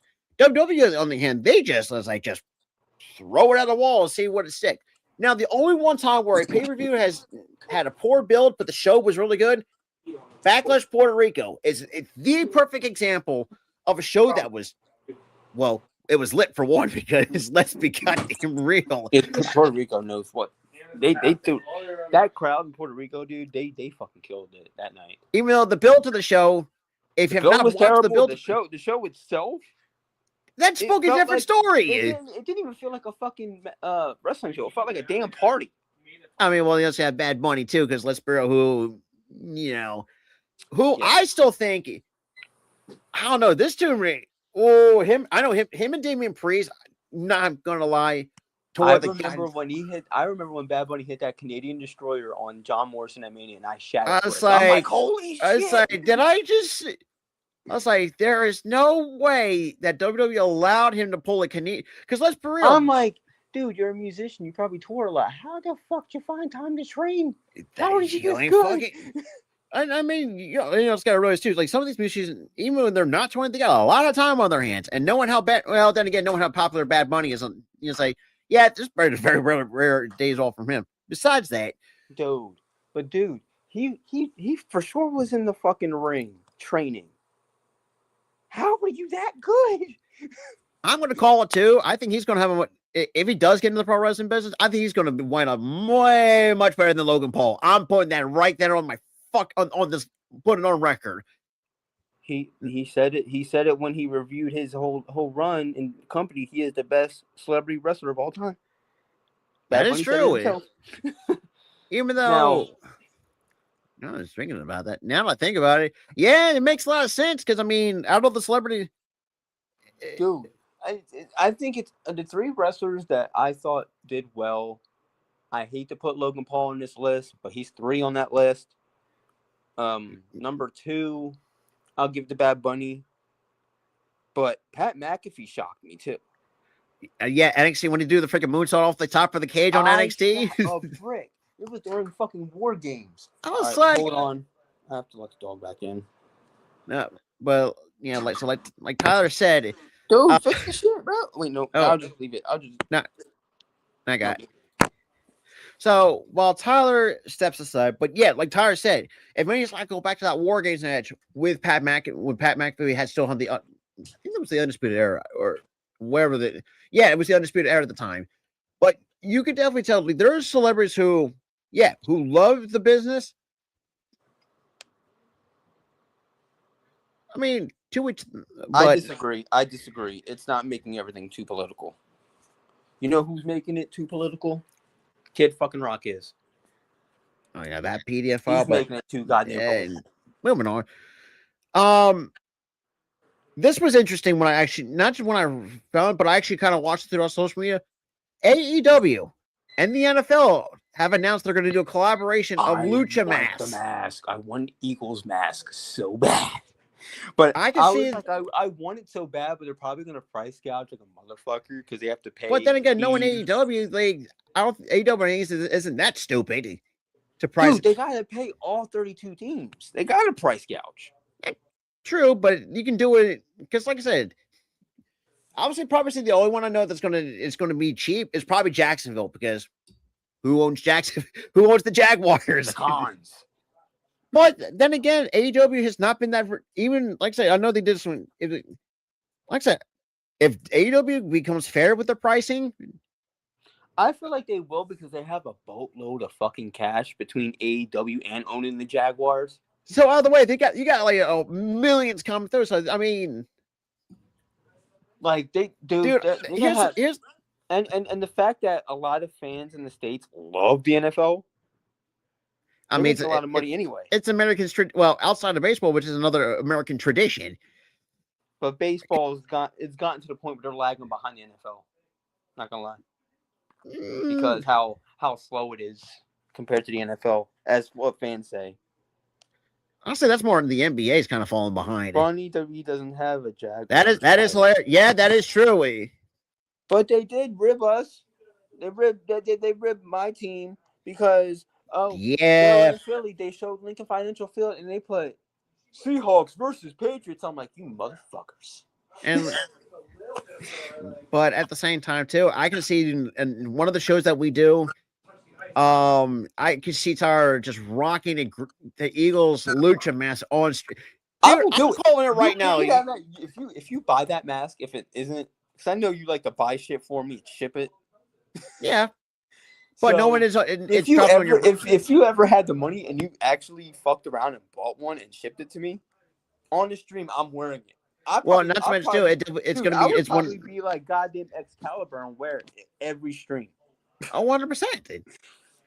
Just And hide it is put kind of my crazy. face in a lucha mask and put my glasses over the mask. Yeah, that would see. That's kind of the downside to us people wearing glasses. No. This is for comedy. Wear the mask and put the glasses over the mask. Oh, I know this is irrelevant. 2026. Fuck you. Wait. Dude, 2026 is you ass. sons of bitches. 2026 is ass. I'm telling you that right now. See, with these celebrity the music fucking itself deaths. Oh. Yep. Anyway, but back to that, I'm like, dude, they're gonna make a lot of money with those damn lucha masks. I mean, that's not going to be no surprise. Moving on after that, however, and I just pulled this up in two before we get to everything else. So I was scrolling around earlier, trying to figure out what topics, and one of the ones, and also wrestling.co, I love them to death when it comes to wrestling news. And I'm going to give Andrew Ravens of Wrestling News CO some credit for this one. WWE, and Tyler, this is going to piss everybody off. WWE originally had plans for Braun Breaker to win the Royal Rumble, and that got fucking turned upside down. And you can see it. You can see it the way that they've been fucking booking the shit before the Rumble. The spotlight was directly on him for the entire build, and they did nothing with it. They had some random masked man pull him out the fucking ring and curb stomp him on the floor and curb stomp him, which now it's turned to a whodunit, and then every week Braun's freaking the hell out. They had him excommunicated from the arena last week. It's like, what are you doing with him? You had him basically slated with this build to win the shit and be a world champion in the making. Be a world champion, and you couldn't get, and you're not doing that right. And the fact that they chose Roman Reigns over him, a part-timer over him, that pissed me off. It makes legit. Look, I love Roman. Like, we're not saying we hate Roman. It's just the company fact is like they're pretty much. I'll get you. I'll get you and your dumb dog. Oh God. So according to this article, and I know, and it says Braun Breaker was originally penciled in to win the 2026 Royal Rumble and main event WrestleMania 42, according to a new report from Dave Meltzer. And obviously, who I should not have to explain. I wouldn't see, Steven. I disagree. That's more on SmackDown's part because Raw isn't really getting hard to watch, to be honest. Raw's been easily digestible. Now, as it comes to viewing it, like, but they're only on for 2 hours and 30 minutes, which that's an easy time. And also, like, everything is cohesive with the show. Yeah. And not a lot of, sometimes it just, and there are some episodes you could definitely tell there's some shit. There's some instances where it's like you're scratching your head and you're like, what? Like the Braun Breaker build. I'm like scratching my head, like, you had him slated to win the Rumble. What happened? But other than that, the show's been pretty good. I wouldn't mind Orton winning the damn thing too. If you were gonna give it to a veteran, it could have been Orton. It could have been Orton. It's like but then again, you would probably feed him to Gunther, and Gunther would retire him. And we know how. Yeah, it won't be. Yeah, it's not going to be a lot. So freaking Roman's going to be in that category when Roman's it's all said and done, and he'll go to Hollywood. They're going to feed the. Oh God, is that not? See, I don't think WWE will be that dumb enough to do that. But according to Dave Meltzer, in the Wrestling News Observer newsletter details a complex series of creative pivots triggered by injuries and backstage input that ultimately reshaped the entire WrestleMania card. Following Seth Rollins' injury at Crown Jewel, WWE devised a quote-unquote three-step program to elevate Breakker to the top of the card. The plan involved Breakker to losing to CM Punk on Raw, Owens to bounce back by winning the Rumble and defeating Punk for the World Heavyweight Championship at WrestleMania. That would have been good. It was the that would have been good. Oh God! Let's give it to Roman. Even though you have no idea. Even though the promo battle was really good for Roman and Punk, but still, even though the Zebros are no more, that's another thing. And the fact that Roman even pointed that out is like, that's just fucking like that's just. He was like, "What did we say? Zebros or some stupid shit like that?" It's like, oh, I will say it. I think with that promo battle, who's to say that match could be a sleeper of a match of the year type of candidate? It's gonna be a good match. Like, it's gonna be a good match, but also you got to think about it, like how every time you see a Roman match, it's always 3 moves. Yeah, Superman punch, fucking spear. Like it's been done before, but the thing is, if you would have had Braun Breaker versus CM Punk, it would have been great. Yeah, and the thing is too, is like we're entering this era of and it's going to be another thing. Triple H, stop saying this is the new era bullshit. Happy, you both fucking bold. I hope to God someone slaps this man in his bald head. Pull a Rick. I swear to God. Yeah. Anyways, Meltzer goes to quote, "The injury to Rollins caused change." I mean, and that happens a lot too. And yes, I know injuries. Oh God, what's a perfect example of an injury that really fucked everything up and had to change all the plans? Was it Punk changing the World Heavyweight Champion? I think it might have been, if I'm not mistaken. No, because I can't think. I know there's something. There's a match. What happened was that was a fake out. That injury thing with Rollins, that was a fake out. If that's what you're thinking of, that was a fake out. I'm trying to think. What wrestler had an injury so bad that it changed up a story? Oh Lord! There's probably one that we're. Oh no. I can't think of one, but it'll come to me. But the injuries to Rollins caused changes as he went with Punk as champion with the idea of a 3-step program with Braun Breaker getting a title match on the Raw Netflix anniversary show. Which yes, that was a nice first step to get that, and losing, which we all kind of expected that, and then the fact that you're not okay, and not just me, you. Even me and Goldie, we had this conversation on stream. You can definitely tell where the original plan was to have Braun Breaker be World Heavyweight Champion. Now that's out the fucking window because of whoever changed their damn mind at the Rumble, I swear to God. Oh, because whoever, and I'm gonna say this, whoever changed their damn mind, I hope to God you get body slammed on a pile of Legos with thumbtacks attached to him. Indecisive bastards. Now, if it was a hardcore wrestler that wrote that, what were you gonna say? Because they probably would have loved that shit. Yeah, well, yeah, that's true. Anyways, but at the anniversary show, coming back and winning the Rumble, and then facing and beating Punk. It would have been so good. He was going to beat Punk, and the fact that I know everyone know we hate Meltzer. But Meltzer in particular, I'm going to give some benefit of the doubt. He's not wrong in this instance. I understand some of these things that he says aren't true, but this one I believe because we already know how indecisive the writing team normally is with shit. Oh, 100%. It's been that way since Vince was still in the company.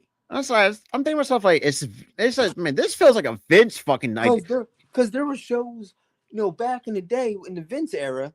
Oh, we're gonna rip up the original script And rewrite the shit last minute. 30 minutes before the show starts. And you can definitely tell when Raw looked like it looks like shit. It's like looked rushed. It looked rushed. Now I understand the writing team figures shit out way sooner, and that's why Raw's been decent. But for SmackDown, it's the same fucking deal. It's the same fucking deal. You can tell it's indecisive as fuck. And also the thing is too, you also got to feel bad for the women on SmackDown because it's the same recycled bullshit. Don't get shit. It's the same recycled. On Raw, it's way better. It's like there's like various. On Raw, you got Stephanie Bacare shining. You got Rhea Ripley shining. You got Liv Morgan shining. You got Roxanne Perez. Hell, you got Io Sky shining. You have Raquel Rodriguez. Good for Christ's sake. Shining. God, how many times we've you have fucking Maxine Dupree shining. They're doing something great for Raw's women's division. And the thing is too, on SmackDown, they don't know what the fuck to do with any of those women. Because like, we'll give you a perfect example of this. When Tiffany Stratton was champion, which I loved it, but the problem is, and this is what Tyra was alluding to with the indecisiveness. They were running about with Nia, the same people on the women's division. There was no creativity. She only had 2 feuds in her entire run, repeated. She had a feud with Nia. She had a feud with Jade. Oh no, the only new thing that happened in the final part of her reign was Jade. Before that, it was Nia and I forgot who else. And Charlotte. It wasn't Charlotte. No, that's It was Nia and somebody else. And then they finally changed it up to where Jade got an opportunity, but then she lost to Jade, which I didn't mind her losing to Jade because I like Jade. And now here comes the problem. Why the fuck did you give her the belt and not let her defend it? Because like I said, you could. Okay, the way I look, they let her defend it. All right, I cannot stream with the squeak toy. But you're noisy. I couldn't concentrate. I'm gonna go to my room. I'm going to my room. Hold on. I'm going to my room. But kind of to pick up, kind of to no issues. I'm like, why the fuck she started squeaking now? I'm on stream, damn it. But like Tyler was saying, like, and this is what I'll not just myself and Tyler, but and this will allude to the same with the writing team. In a way, it's like also I'm gonna cap you up with the streaming shit. I'm not that selfish. And the thing is too, it's like with Jade, it's like, yeah, I'm actually happy she won the damn thing, but at the same time, it's like the fact she hasn't defended this belt in over 150. How long has it been now? Almost well over 200 plus days. I have no freaking clue. What Jade? Yeah. How long has it been? I don't know. Like I said, it's got to be at least 200, 150 plus at this point. Follow me. This dog is you're such a dick. Yeah, I would say it's going on too damn long. Such a dick. Sometimes I love her. And the thing is too, like the original plan was for her and Bianca going at, because there was a story there between the two. Also, I'm gonna use my tablet, so I'll be right back. No, you're good. And well, Tyler, and I'll get the thing. I'm gonna change the. So while Tyler gets that all sorted out, I'll continue what I was going to say. True, but at the same time, too, like you really couldn't fault Julia. I would say it's more the creative team. It's just like there's more women to have that opportunity, and this is going back to what we said about. And look, I think her and Shelton. Yeah, it's like when you don't have and this is why I think. And not why we think. This is why the WWE draft needs to fucking come back. Because there's a lot of women in NXT are well overdue for a main roster call up. Blake, at some point you're gonna have to call Blake Monroe to come up. I would say had to put her on SmackDown. You would have to put honestly, if I'm going to be honest, revamp that entire SmackDown women's division because I do think SmackDown has a potential to have a really good women's division. The problem, like I said, it all goes back to the writing team. It goes back to where the creative direction is like they don't know what the fuck they're and that also applies to. And then yet, it's just like WWE just don't know how to book their champions properly. Well, that's true, Steven, in a sense. Oh, and speaking of Tyler coming back, we'll get the right frames for this. I'm back, motherfuckers, and my hair is all fucked. Okay. But I think Jade right now is, defending it. I won't say because Meech and the BFAB got hurt wrestling Jade. It's like you're trying to imply that Jade is the issue. She's not, because she barely even hurts anybody. I think it's just a freak accident that happened. And the thing is too, like the original plan was her and Bianca going at it. There was a this light washes me out. What the hell? Oh well, it's, ooh! Almost dropped my whole lamp. At least we'll get the funny moment on stream. It was a little bit funny. See, but then I'm still a little bit dark, but whatever. It's better than the thing is, it's better. But the thing is with the injury, I don't think they're cautious with her with Jade hurting people, because it's not like Nia where she was Nia's first run where she was hurting everybody. Oh yeah, but I feel like they're just freak accidents. Now, I'm not saying that she's not on TV and she's not in a feud. She's currently in a feud with Jordan Grace, who just got called up. Oh yeah, we're not saying you're complaining. Like we're understanding. Just saying, I'm guessing he's booking of her, in which I'm going to need Tylenol. Yes, absolutely. We're all going to need Tylenol. The booking of Jade has gotten us to have a headache. And look, we all got headaches. Damn it! And the thing is too, it's like, look, we already knew she was going to be champion. The problem, like I said, we didn't really realize how bad the problem, and it sucks now. It's been now. The original plan, like I was saying, was that if Jade was world champion, that would have set up Bianca and Jade.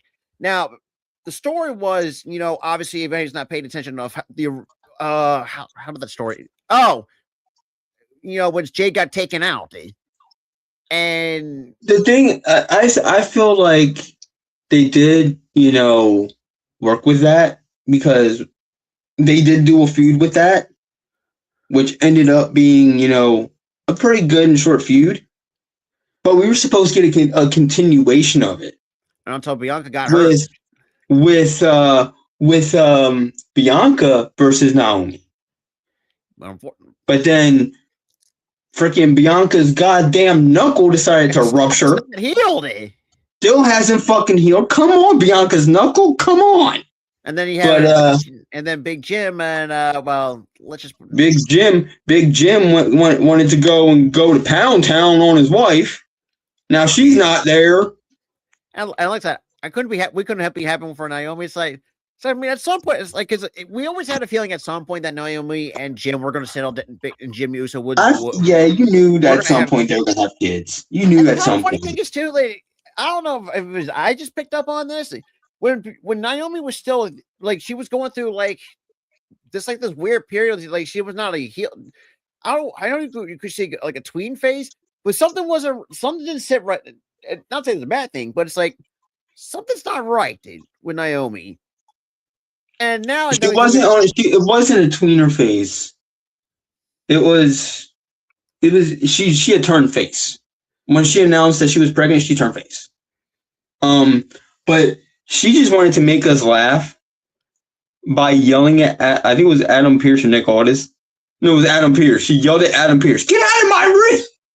She just wanted to make us laugh with that. She told us that, or I was saying my horn. She made a hormone line, but I can't remember what she said entirely. It was like, "Ooh." She was like, "Sorry, I'm hormoning."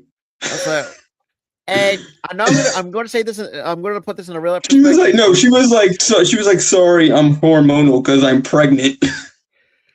Which, and I'm sorry, I'm not going to put my girl on blast for this, but unfortunately, that's just what something I'm gonna have to fucking. I was like, God, fucking help me. Oh I no! know I'm gonna, Wait till she's in labor. She's going to squeeze your hand so fucking hard, look at you dead in your face, and go, "You did this to me."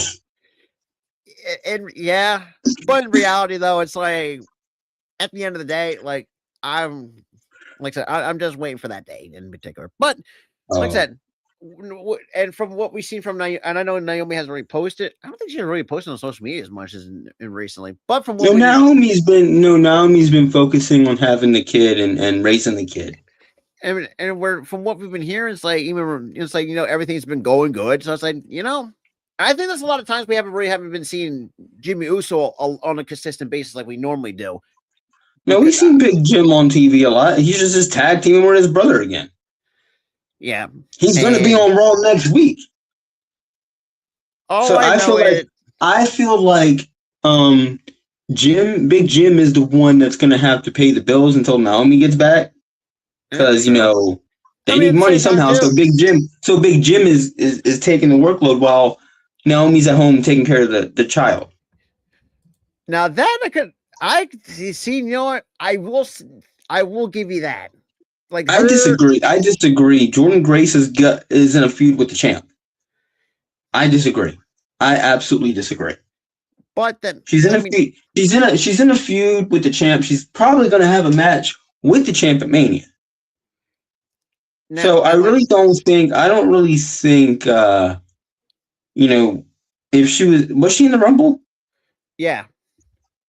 Her losing the Rumble ain't gonna hurt her. No. Because she's already in a world championship feud for Mania. So she doesn't need to win it necessarily. The champ already chose the challenger, and it's her. And what I was going to say is too, it's like, if knowing how WWE, how they operate in terms of in the creative process, they're going to find a way to fuck it up. And I know eventually they'll probably find a way to fuck it up, but as of right now, and her losing her debut, whatever. No, this was her third Rumble, actually. No, third Rumble. No, her debut match on the main roster, not the Rumble. That's what I was saying. That's like the debut match on SmackDown she lost, which honestly I don't even think it's gonna hurt. It's one match. No, because anytime, it doesn't really hurt in the long run. I mean, we've seen some Jesus. I mean, there's some many names I'm having a hard time thinking of. Like they just had Kit fucking Wilson get bodied by goddamn Oba. He's not going to be hurt by it.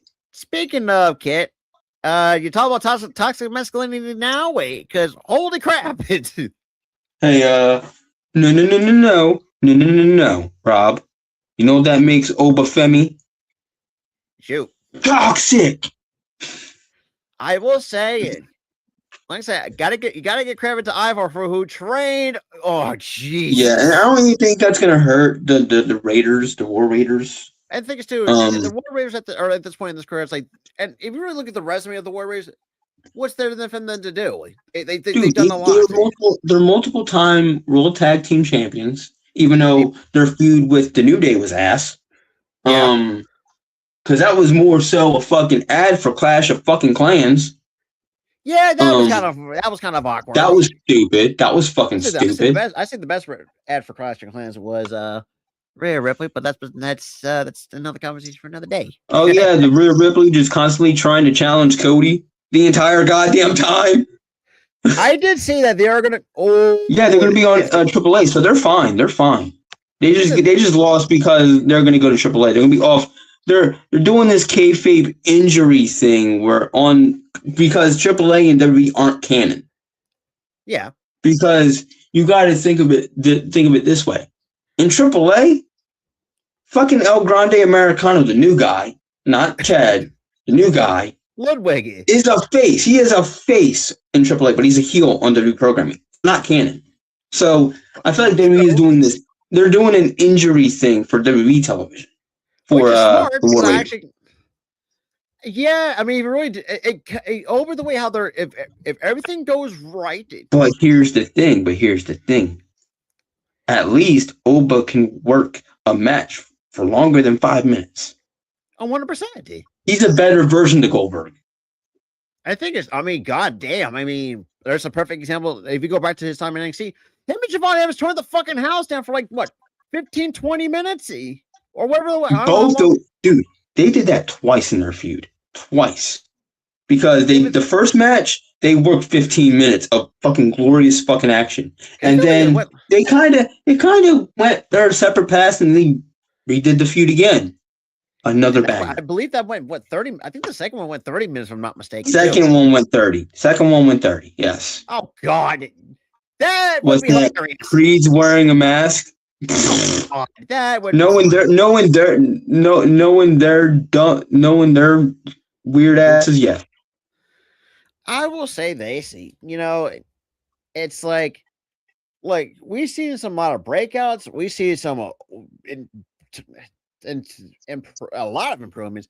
I would say probably our candidate. God, I mean, I'm gonna say breakout of the year, but I would say breakout I would say breakout of the year. I think for SmackDown, Chelsea Green. Raw is Maxine. But for Raw, it's definitely Maxine Dupri. Definitely her. Dude, I remember when she first won the IC title, that crowd popped. Oh yeah, because people they love her. Oh yeah. Yeah, although it's kind of nice to finally now we get to see the badass Natty, for Christ's sake. Dude, I was waiting on it. I'm like, dude, what they need to do with Natalya, right? What they need to do to fucking Natalya, they need to give her that damn Natty gimmick on WWE programming. Honestly, I got what I wanted. Now, if Natty takes honestly, that version of Natty, I'm going to say it right now. I think she's going to add a lot of value to that Women's Intercontinental Championship. No ifs, ands about it. Here's my thing. I think Natty's momentum completely flipped. That's like completely fucking flips. Because before she became Natty, she was just hanging around the lower mid card to upper mid card. She wasn't winning titles. She was just in solid matches where she would lose. But Natty, and the fact is gonna be. I honestly think she's gonna. Again, she's like you said, she's gonna win the IC belt. But I think after that, the badass Natty is gonna be gunning for that world title. And the thing is too, we're gonna say this too. It's like now she's her own. Because here's the thing: the Natalya character is she was basically living off her Uncle Brett. Who? Do you know how her music started? It's the same as Brett's. The same as Brett's, but a different guitar riff at the end of that. But the start of it, where it was like with the guitar, dude, that's Brett.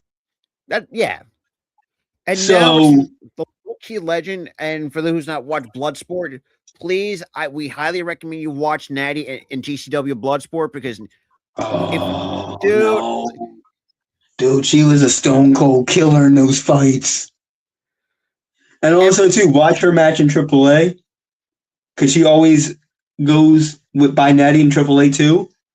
Dude, she is a stone cold fucking killer in the ring. I don't mean to cut you up, but Steve.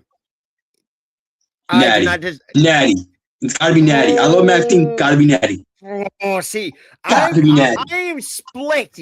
I am fucking split. I feel like Maxine is like still on like that. I'm gonna say this right now in like NFL terms, right? Maxine as a wrestler is still on that rookie contract. Makes a lot of sense. So I think now for right now, give it to Natty.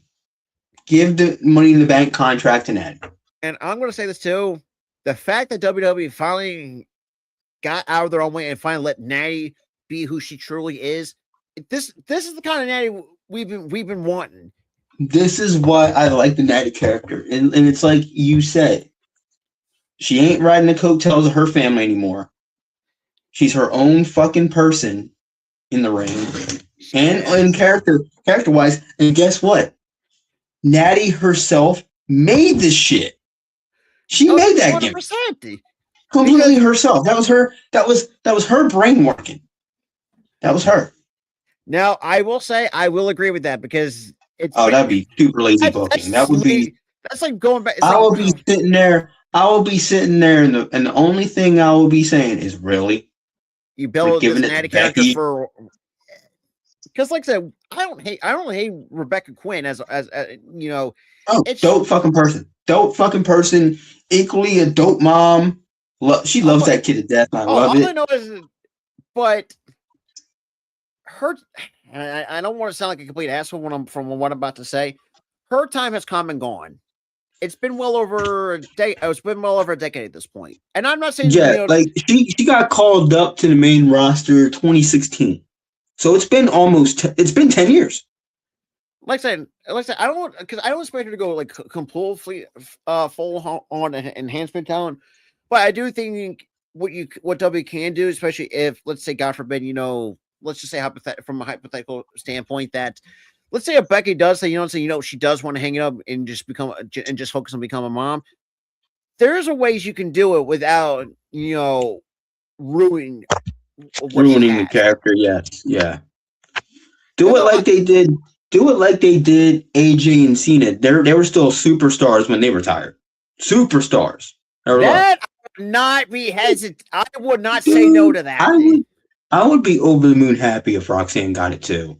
Either Natty, Maxine, or Roxanne. I'll be over the moon happy. I'll be as happy as I was when Liv won the fucking Money in the Bank that one year. Yeah. I will probably react the same fucking way I did with Liv.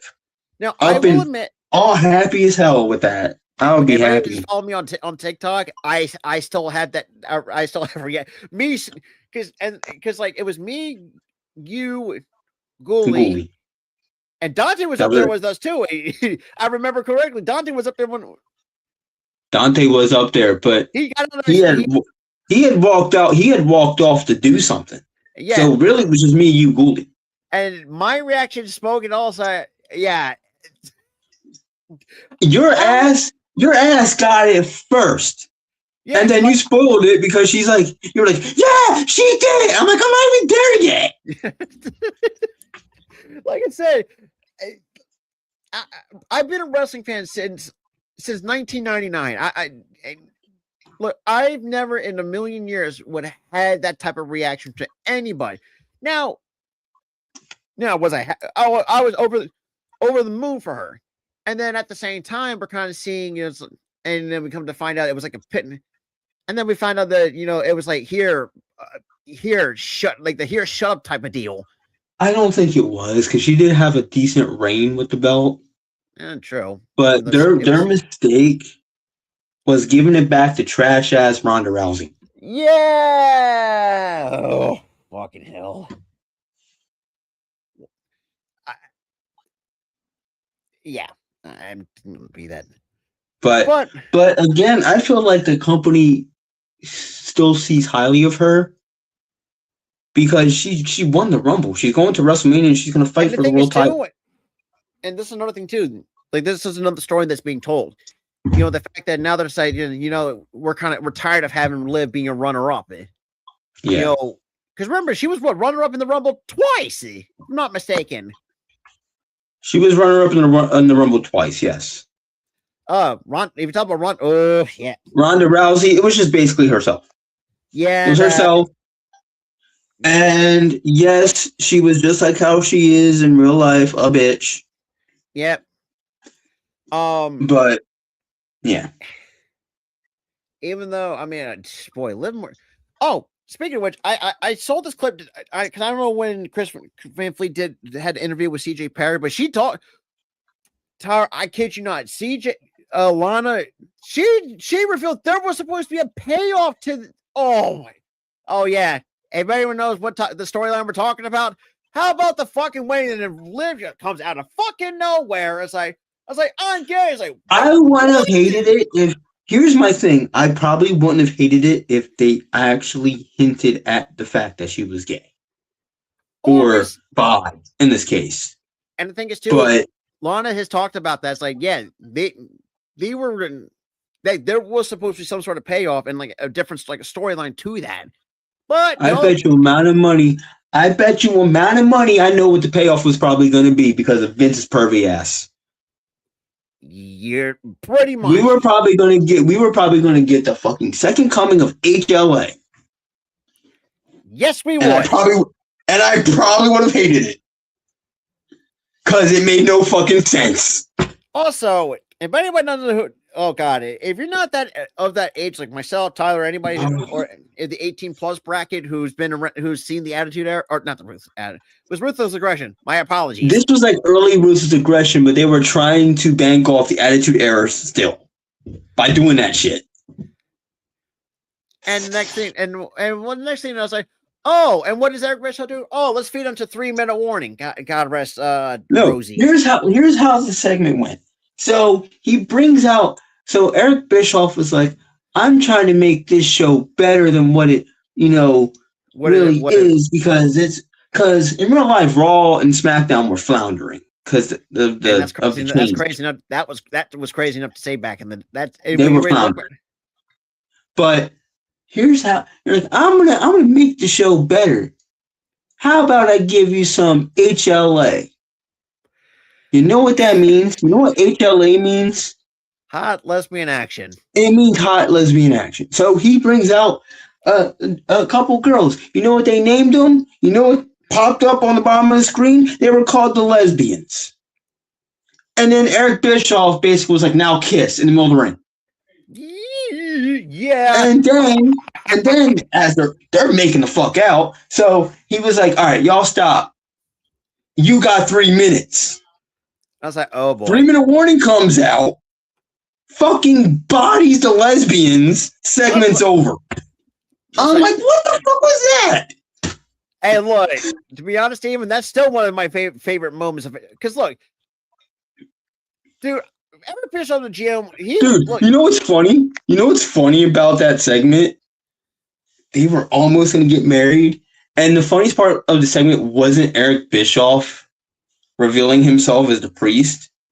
It was Chuck looking at Bill and goes, dude, I'm not gay. Yeah. And here's the funny thing, too. It's like, what was the point of the gimmick for it? Like, that kind of went a whole... Y'all were hitting each other. You were hitting on each other. And doing suggestive shit to each other. Look, WWE... That's the payoff! Here's the point. And when it comes to different tag teams, like, there's some stupid shit of how some of these tag teams end. Like I said with the Billy and Chuck thing. Deuce and Domino, anybody? The most infamous. No. You are not putting Deuce and Domino in that shit. I love Deuce and Domino. No, I'm talking about how they broke up. Is what I was trying to say. Because they lost a match. They lost one match, and then one guy got pissed. Because let's be real, the gimmick itself was fantastic. And the sad part is, it didn't benefit no fucking body. It did not. Because both of them became jobbers right after that. It's like this was like they were like a multi-time world tag team champion on SmackDown, who had probably one of the greatest looking freaking valleys of all time. You can at me on that. We love Cherry over here. We love Cherry over here. And the look, Paul. Yeah. Cherry was a good gimmick. Remember that? Billy and Chuck got interviewed in daytime talk shows, giving them gifts before the show. You know what it was? Do you know what it was?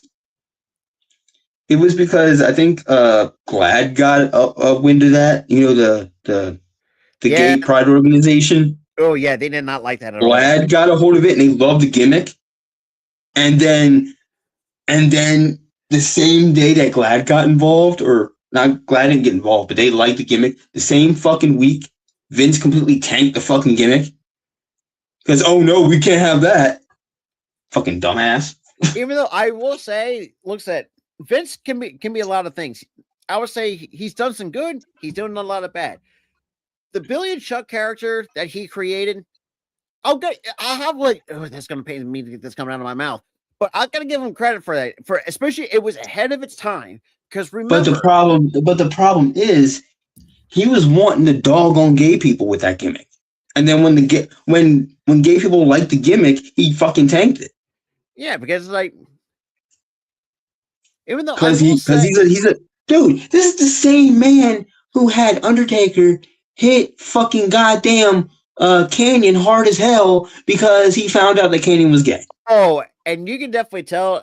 And I watched an interview with Undertaker. Like you could definitely tell this man was hurt. Dude. Oh, I was like, dude, I could not. Looking back at that shit, I'm like, I'm so fucking glad Vince ain't in the company no more. Because of all that shit. And I remember watching this, dude. I'll admit, I literally, cried for Canyon because that's like I don't give see this and like I said, thank God for fucking Vince being out for what he is as a goddamn scumbaggy. But the fact that you drove Canyon to suicide because you like I said, we already know where it's like and don't get But that's the thing. This is why people don't like Vince. He did not like gay people. He damn sure didn't like women because he disrespected the fuck out of them. Unfortunately, especially in one in particular, God rest her soul. Dude, honestly, she committed suicide because she got coerced. For over the years, even before her wrestling career, she got coerced into a lot of shit. Which we're not gonna go into detail about that. We gave you guys clip notes in the previous shows, but basically, yeah, it's ridiculous. But anyway, yeah, the whole billion. But don't ever, Rob, don't ever. I know you didn't mean the way you worded it with Deuce and Domino. I thought you hated. I thought you hated the gimmick. First of all, I'd be fucking stupid. First of all, I love that gimmick. It's how towards the end is where I fucking hated it. Yeah, that shit sucked. The way they ended it. Not exactly. The way Vince didn't like tall. No, he liked tall wrestlers, but he liked them beefier. Pause. He liked the big beefy dudes. He didn't like the smaller. He didn't like the small, like lean, lanky people. And yes, I worded it that way because Vince, let's face it, you like big dudes.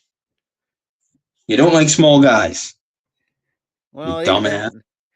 But how about you book every fucking wrestler that deserves it to be a goddamn champion?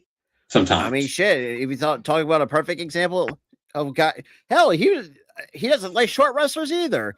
Does anyone? He doesn't like. He gave Rey. This is what pisses me off about 06. He gave Rey Mysterio the most piteous fucking title win just because a few months prior his best friend died. How scummy do you have to be for that? You want to know how I know it was a fucking pity win? In every single SmackDown match, he was losing as champ. I was like, yeah. That was the most pity fucking win ever. Absolutely, Steven. Like Vince is one of those guys. He just this is good shit, for lack of a better term. Like he always was like, this is good shit, and it was like the worst thing you see on on television. I was like, Vince, we're seeing something a lot different than what your goddamn senile is. Dude, HLA was shit. Let's see what else. You pouring dog food on Roman Reigns was shit. What else? Deuce and Domino was shit. Deuce and Domino breaking up and you not knowing what the fuck to do with them. Shit. What else? The fact that you had Triple H fuck a dead fucking person on Raw in 2002. Yeah. And you made that shit long as fuck.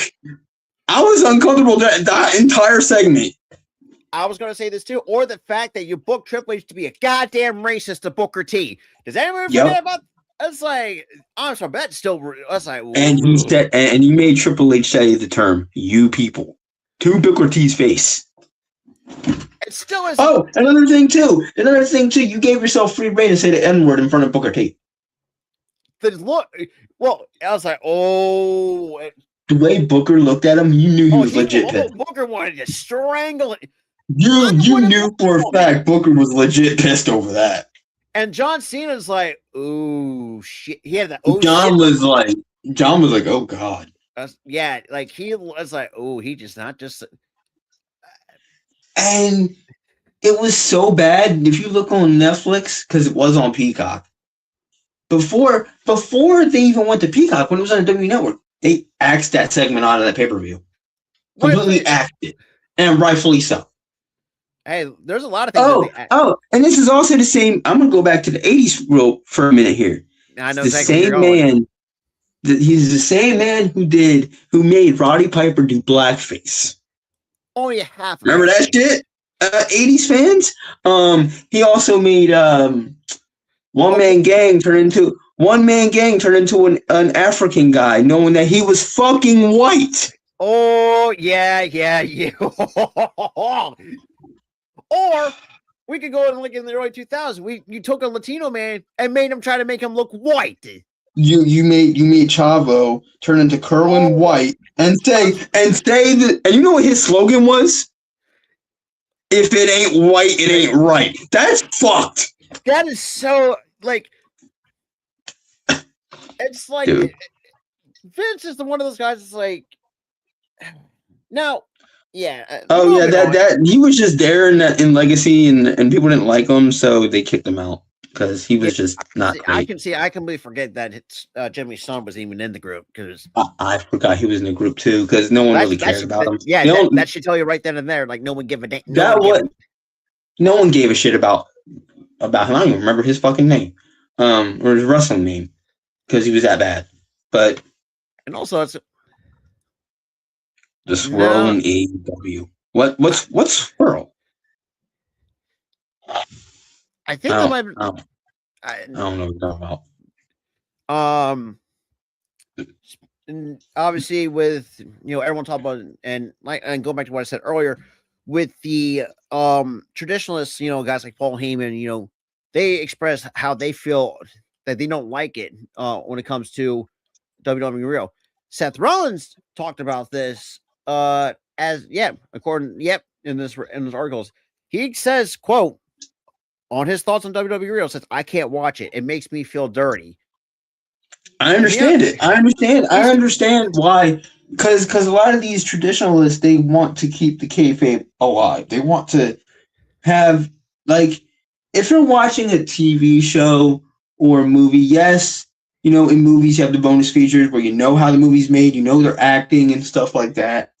TV shows, they don't really give you a behind the scenes. Like, you're invested in the TV show and that TV show only. They don't want, if you're watching a TV show or a movie, they don't want you to necessarily know, behind the scenes shit. And that's why TV shows, they like to keep the immersion. They like to keep that immersion.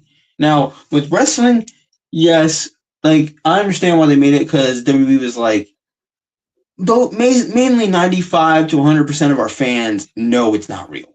Yeah, but and they know it's scripted. And they know, when a heel wrestler does a meet and greet, they're out of character. Because you have Chelsea Green is out here doing babyface shit outside of wrestling, doing meet and greets, treating the fans like gold. When on TV she's dissing them. But the thing is 95% of the fans know it's not real. But it's also to the talent themselves who got on television. Yeah, it's the talent themselves. It's the talent themselves too. But a lot of the talent and a lot of the higher ups, they don't want people to go inside the curtain, so to speak. Because they want what happens backstage and what happens in the ring to be separated from the fans. And to quote our buddy Gould, he says best, it's like going in a magic show. It's like trying to say like a magician. It's like at the end of the show, the magician reveals all his secrets. That, if a magician does that, that pretty much takes everything of what magic's supposed to be. And this is why I think WWE Real is, to me, was probably one of the worst things that they ever did. For me, when Netflix and WWE did this partnership to do this TV show or this Netflix show, when they released that show, that's when they absolutely killed the magic of wrestling. Oh yeah, kayfabe at that point was shot out of a cannon. Now a child is going to catch wind that it's not real. Back in the day, I remember as kids, right? Even people before us that were kids, the magic was there because we didn't know it was faked. We did not know it was scripted. That was the beauty of We didn't know the stories weren't real. Hell, back in the day, I thought fucking Ray and Batista actually fucking hated each other for a little bit. I thought Eddie and Ray were fighting over Dom. I thought that was fucking real. Even though it's still one of the greatest fucking storylines of all time, you can fucking add us on that one. It was bad shit. It was fucking bad shit. But the thing is, like, we thought Undertaker and fucking Kane hated each other. Or the fact that we thought they were brothers for the longest time, but in terms of they were fucking. We thought they were fucking brothers. They're not even brothers, dude. But I still think they're brothers. I don't give a shit. I think they're brothers. I'm kidding. Even though I know honestly, the Undertaker's pretty much the cooler one. He's the cooler brother, while Kane's the little brother that isn't that asshole. Cool. Pretty much for like he's the asshole brother. but the thing is like back in the day when we were kids from the 80s to when we were kids, the magic was there because they weren't peeling back the curtain in any capacity. Hell, back in the day, my aunt, like, dude, when my aunt, she saw like Matt Hardy in a store or whatever, there's like a story, and he was being a complete dick to her, right? That wasn't real because he was in kayfabe. A lot of these wrestlers wanted to keep that character work outside the business, and at that point, he was a heel. And like when you like I'm like, this is why I like MJF so much in AEW because he keeps it outside the ring. Even though it's fucking hilarious as all damn hell. Like him flipping off a fucking child in a picture in a photo op was funny as shit. One of the funniest things he's ever. But it was him still being that asshole that you see on television. But in reality, I'm sure the dude's a dope dude. All right, I'm sure he's dope. And this is going back to what we said about the heels. It's always the goddamn heels that make the greatest human beings. We interviewed a heel. We interviewed a fucking heel that's on my wall right now. Yeah. Dopest fucking person. Dopest damn person we met. And also is the current Battleground Women's World Champion, by the way. Hell yeah. But the thing is like, yes, we understand that these are just characters, that they're just playing a part on a TV show that's essentially a live play. That's what Stephanie called it, a live play with violence, which I agree. Actually, I did like that terminology. I did like that from Stephanie McMahon when she said it's just a live play. It's just a live play, but with violence. Or people dressing in underwear. So and everybody's in their underwear for some fucking reason. I don't know. I mean, but anyway, which is fucking weird. But the thing is it's like a lot of these. But again, back in the day, we didn't know it was real. A lot of these wrestlers, like Seth Rollins, and other older wrestlers, they don't like Unreal because they want to keep that magic alive. But the problem is, Unreal killed it. Any magic that wrestling has is dead because of Unreal. And speaking of Seth Rollins too, you know, in this one section of the article, it was labeled "quote unquote" not entirely on board. So Rollins in this interview elaborated on his hesitation when explaining that the use of use of real names is acceptable in the internet era, which is kind of crazy. The fact that we're seeing everyone use their talk about the government names. It's your government name. Yeah, like nowadays, Triple H is using his government on fucking television. He's Paul Triple H Levesque. It's funny on television. When his name card pops up during like every time he gets interviewed and he spews his bullshit, it's Paul Triple H Levesque. And the funny thing is too, like I know this is gonna be a side note, he doesn't look like a Paul to me. I don't know what it is.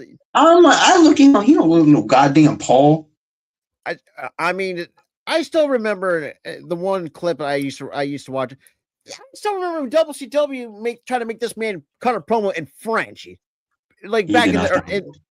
So remember, like people were like, or the like, people were like when he went to WWE '96, and they were like, he was like, He's not British. He's a blue blood from Connecticut, or he's a blue blood from New England. I'm like, I've lived in New England for a good 5 fucking years right now. Nobody here sounds fucking British. That's fucking British. Oh yeah, and now, no, at the time it kind of it was. I wouldn't. I mean, you could say innovative for its timing, but now when you look back at it, it's like, yeah, I don't know. But when he became the game, that was his better gimmick. That was probably the woo. That was his best gimmick. But the thing is, though, again with Unreal, the magic is dead and buried. But let's get on to another topic here. Well, actually, I want to read a quote on this from Seth because I think this is a really nice one, and it's a really good explanation of why he says, "quote." And because our next topic is we got one more before we get to our ending segment. So Seth, he goes on to say quote, the real name stuff's not as bad because of the internet. True, but sharing behind the scenes of how stories happen and the ins and outs of the industry, that part feels like I'm just not totally comfortable with it. Yeah, I mean, he's kind of understandable. That right there is understandable, like wholeheartedly. Like you don't want the people, basically the fans. You don't want to see them basically read your script. I mean, really, to think about it, WWE kind of shot themselves in the foot by making WWE Unreal. Yeah, they did. And again, yes, we know it ain't real. Like the adults, they know it's real, or they know it's not real. We've known that for years. I've known that since 2011, 2012 that it wasn't. We have people tell us that the shit ain't real. Where I was like, yeah, no shit. What's your next point? People. I sit there and watch wrestling. Somebody like casually, it's not real, right? I'm like, no fucking shit. It's like watching that. It's like we don't. It's like it's the same vein. It's the same. I hate when people do that because it's like, dude, it's the same vein as like watching a fucking movie. It's not like we don't tell you that you're watching your favorite TV show. Like people who tell me that, I one of them that told me that shit is a Marvel fan. I'm like, fucking the actor that plays Doctor Strange don't have powers, right? Like, yeah. Come on now, like I know it's not real. Benedict Cumberbatch, but in all seriousness, I know the actor's name. I'm just saying in general. I know the actor's name. Like, and like I said too, like them shooting themselves in the foot. That was a bad thing too. Now, when they announced the second season, I said, okay, I just had this weird feeling we're going to more crazy, stupid shit's going to come out. And we come to find out, as we talked about as well, with Michael Hayes making the comments on Chelsea Green at the same time of LA Knight. Now, I don't know what they're fucking doing with him. So that pretty much then and there, like, tells you right there, like how bad the creative process has been. But besides that, last and final thing, Jim Ross had another praises for Tommaso Ciampa. Pretty much that he's going to have a great future within AEW, which. As anybody who's joined me entirely on that Dynamite when Ciampa debuts, I was like, ain't no get, and our reactions pretty much said it all, pretty much of how we reacted. Because my stupid ass wasn't even on the screen. Rob's freaking out. I'm like, wait a minute, I'm not even there yet. I'm like fumbling through the fucking yeah. And then I get there and I'm like, oh my god. But also I feel like AEW kind of shot themselves in the foot a little bit by booking the title match like during a UFC Saturday. Yeah. I'm like, oh, not everybody's gonna be watching this shit. But then what? No, but that's why thank God there's a thing called a DVR sitting on YouTube TV. We get to watch. Thank God there's a DVR, or if you have a DVR on cable, thank God for that too. Yeah.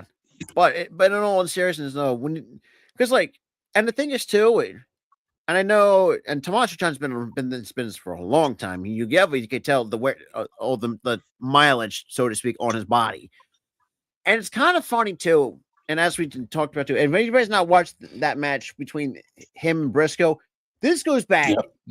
This is going back decades. Put it this way: the match that people always gravitate to with these two happened in 2009. Yep. Yeah, how far back I'm going? Yeah, it's been a long time, almost 20 years. Well, I say yeah, give or take. In 3 years, it'll be 20 years since then. Jesus fucking Christ, we're so Yeah, damn we're getting old. We're getting fucking old. Dude. Anyways, and it's also kind of crazy to look back at Ciampa and Ring of Honor with I don't know what hairstyle he was rocking back in the day. Like he was doing this crazy guy gimmick, so he had crazy hair. I mean, at the same, then again, he did go by Psycho Killer as his moniker, and then when we saw that, say, yeah, and when we saw the stuff that was coming out that he was sharing, like he put a trademark for Psycho Killer, it's like, yeah, I think. Now at the time, I never think he was going to go AEW because my gut feeling was like, okay, he might go back to Ring of Honor, go back to his old stomping grounds. I didn't think he was going to be honest. Here's the thing. I mean, it's hard to admit too. I didn't think he was going to go to AEW because I thought he was like, he could go to TNA, what for crying out loud, or like I said, go back to Ring of Honor. But the fact, but the thing is though, going back to Ring of Honor is basically going to AEW.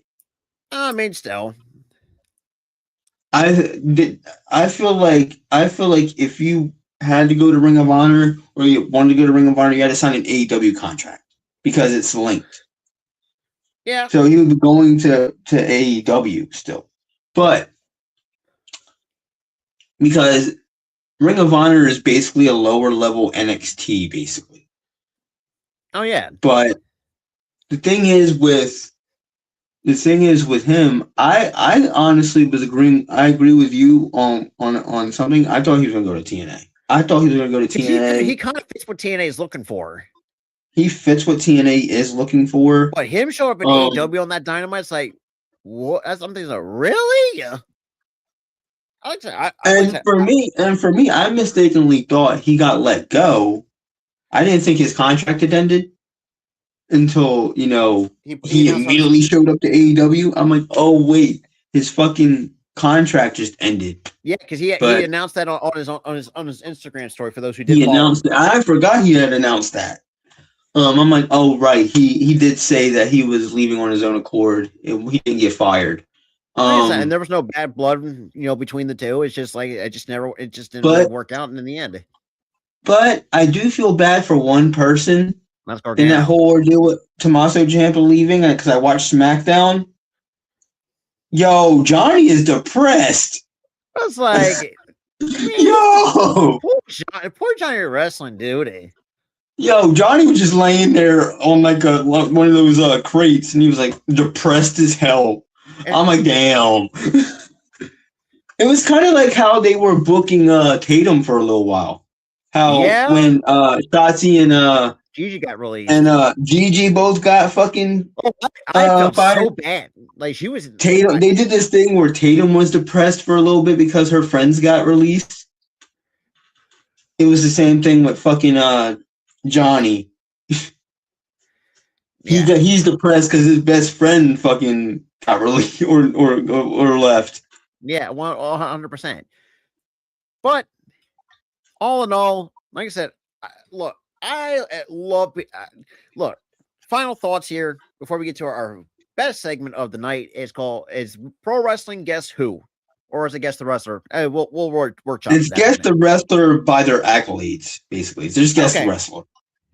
All right, so before we get to that, like I said, me and Charlie, we cannot be great. We cannot be even more grateful of the platform that we have. We're going to talk to you, and we got new people that came in and subscribed and tonight, and we're incredibly grateful.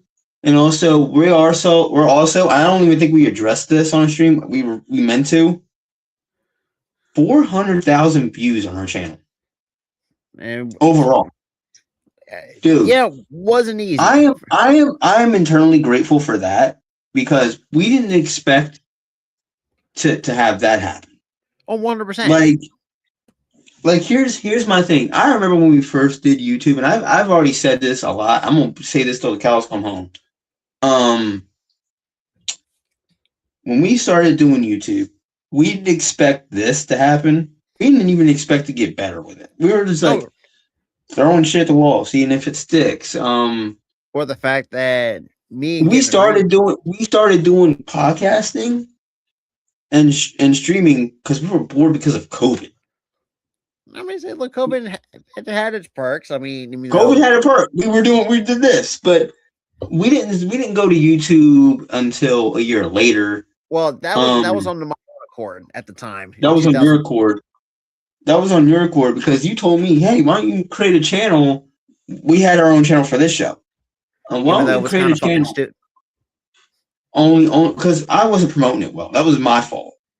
Yeah. But then again, but I also, but then I think it was like probably a year after that, I decided to morph the show into this channel. And the thing is too, and that's at the same time too. We were discussing a bit of a rebrand from the Philly Sports Talk podcast at the time.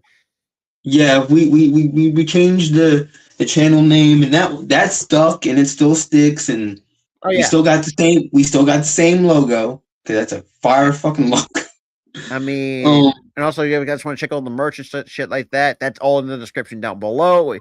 Like I said, but again, before because you kind of jumped the gun here on the merch thing and stuff, but I just want to say thank you to my boy here for over here. I don't know why I'm putting over here. Over here. Well, no, you were over here. Thanks to my boy over here for rocking with me here. With this thing. The fact we're almost because honestly, if I did this alone, still, if I did this show alone, it probably would have flopped. I'm not really good at public speaking alone. I hate it. I will say this too. I mean, when you first brought me on into like the recording, because like I always just had this weird feeling deep in my gut, like you and I would. Now I didn't really think it was going to work on the YouTube part of it, but seeing how like I said, me and Tara, we don't give a shit about the numbers. We just try to give you like good shows to what we can do. If you guys I can't even sign into YouTube Studio anymore. Oh, I can't even sign into, but again, I still don't give a shit. If I asked, I'm probably gonna just ask Rob, have we hit 2,000 yet or some shit like eventually. I will have to give you the new password because it was getting that time of the day of when I have to. Because I changed it like it's fine. It's fine though because again, I rarely ever fucking use it. I'll probably check it like every once in a while to see if we grew. Like I'll probably check it like every month? Probably every month to 2 months. I really don't give a shit. Again, I don't give a shit about fucking numbers, dude. We still can't even crack over 1,000 a stream. We did it twice. We got lucky twice. But you think I care? Hell no. Because I think that's. But yeah, like it's like I said, we just couldn't be good. And this thing is too. And also too. And I know a lot of people have mixed reactions with being YouTubers, but to us, we did it a lot better when it comes to the reach of new audiences, whether it's from Canada, Japan, for the love of Christ. I mean, Australia is another one. Countries we would never expect. Because if you go back to like we said on Anchor too, we always either the United States or England. Those were the only two. And you know how many listeners we got on Anchor? 5 whole people. Now we're getting maybe like 200 a stream, and it's dope. We got more of a reach. Is it where we want to be yet? Not really, because we'd like to see some growth on the viewership side. But again, we're having fun with this. And I was going to say there's also we're also been sometimes when it comes to sports and the pro wrestling scene, it is very competitive because we got to go against a lot of other bigger creators. So that's kind of now does that really disappoint me? Not at all. Hell no. Because like I said, dude, I give all the bigger creators that like stream wrestling shows at the same time as we do a lot of fucking credit, a lot of their flowers. We're not, and honestly, I don't even think. The way that I'm a fan of these bigger creators that do the same shit we're doing. I don't even think it's a goddamn competition. No, 100%. I'm like how these wrestling shows and these fucking tribalists seem to be in wrestling. Y'all got options. 100%. If you want to watch us, cool. If you want to watch Wheezy Blonde, cool. If you want to watch Con Man, cool. If you want to watch Zanti, cool. catching Con Man in 4K. Yeah, you perv. Yeah, Con Man, you perv. You gooner. You absolute gooner. Anyways, like I said, but Santi caught himself too. He was like, "I'm looking at something else." Yeah, like he caught himself. Yeah, he was, but like I said, nothing but love to those, and especially the Wrestling Days, who's another one who I always appreciate. The fact that dude, right? Guys like Wrestling with Regret is another one. You know, we're not in competition with these people. I feel like we're not in competition with these people. You guys got options. Exactly. You know, but we're grateful that that most of you, almost 1,600 of you crazy bastards, or no, 400,000 of y'all watch our shit. That's crazy. And look, we might not be the smartest people like the smartest tools in the shed, but I mean, we try to bring. Bro, I got a few screws loose up here, bro. We both do. I mean, look, Tyler, we're almost in our 30s, but we're still juveniles all damn hell. At the same time, it's like, here's the thing. I know we talked about this too, and we'll talk more, you know, whenever, because we talked about it once before. The fact we're almost at 1,600 is, to me, is mind-boggling, because I can't fathom that. Like, we're like just a few away from that. And the thing is too, it's like, because like I said, I don't really have like a specific ultimate goal for me and Tyler. Because like we want to try to do this as long as we can before we call it quits, basically. And I don't even know if I'm going to ever call it quits with this. Then again, that's also true. Like, I have so much fun doing these shows. Yeah, we do see some grandpas who do some elderly content creators, which is kind of, I mean, well, I seen an elderly dude game, and he's wrecking shit on Battlefield. And come to find out, he has got a military background side. I'm like, no fucking way. He's over here sniping like a motherfucker, going crazy on that. But he streams and he streams, he does it. And there's like this grandma that fucking streams, and it's really cool. And it's like, but all in all, the entire here at the Sports and Rest Connection, we say thank you to everyone who stumbles upon us, you know, just by shits and giggles, or the fact to look at the algorithm at times. You know, it's like it's all we can ask for. The viewership is because the algorithm hasn't found a lot of these people yet. But I think once we get a little bit bigger, it's gonna happen. But here's my thing. I also want to thank you guys, because I remember my first stint trying to do YouTube, and I was so cringy, dude. I mean, I'm as a person, my personality is, I'm still kind of cringy. Not gonna lie, I do admit that. I'm more of like I'm kind of cringy too. Like I'm still kind of cringy. Dude, I've been cringy for my entire goddamn life. I mean, me too, bro. I'm weird as fuck. That's why I think why people, and that's another thing too. And this way, I think why a lot of people like what we have to offer, because we might like sports and pro wrestling, but there's a lot of things too. We throw some stuff in between, you know, kind of to, in a way, kind of stay not. I don't think stand out is the term I'm looking for. Kind of be different. It's basically what I'm trying to say. Yeah, we try to, like, a lot of people, I feel like nobody really I mean, Chiseled Adonis does what we do. He does sports and wrestling, but he also implements like shit outside the. He does shit outside the box too. He tries to be funny with it, because he's also like a comedian in a way. Even though the fact that the marble races somehow gets him triggered at times. He's like, come on, Blue Marble, come on. I'm like, oh my god, Chisel. Like I said, his highlight commentary videos are just highlight commentary. Like I said, his video, like I said, Chisel. Oh god, if you talk about him, if you talk about probably him in terms of Steelers content creators who tell you how it is, that's both Chiseled and Tree. And dude, he caught one of the fucking toupee shit, and he fucking commentated on it. I'm like, oh no, he got his hands on it. I was like, oh no.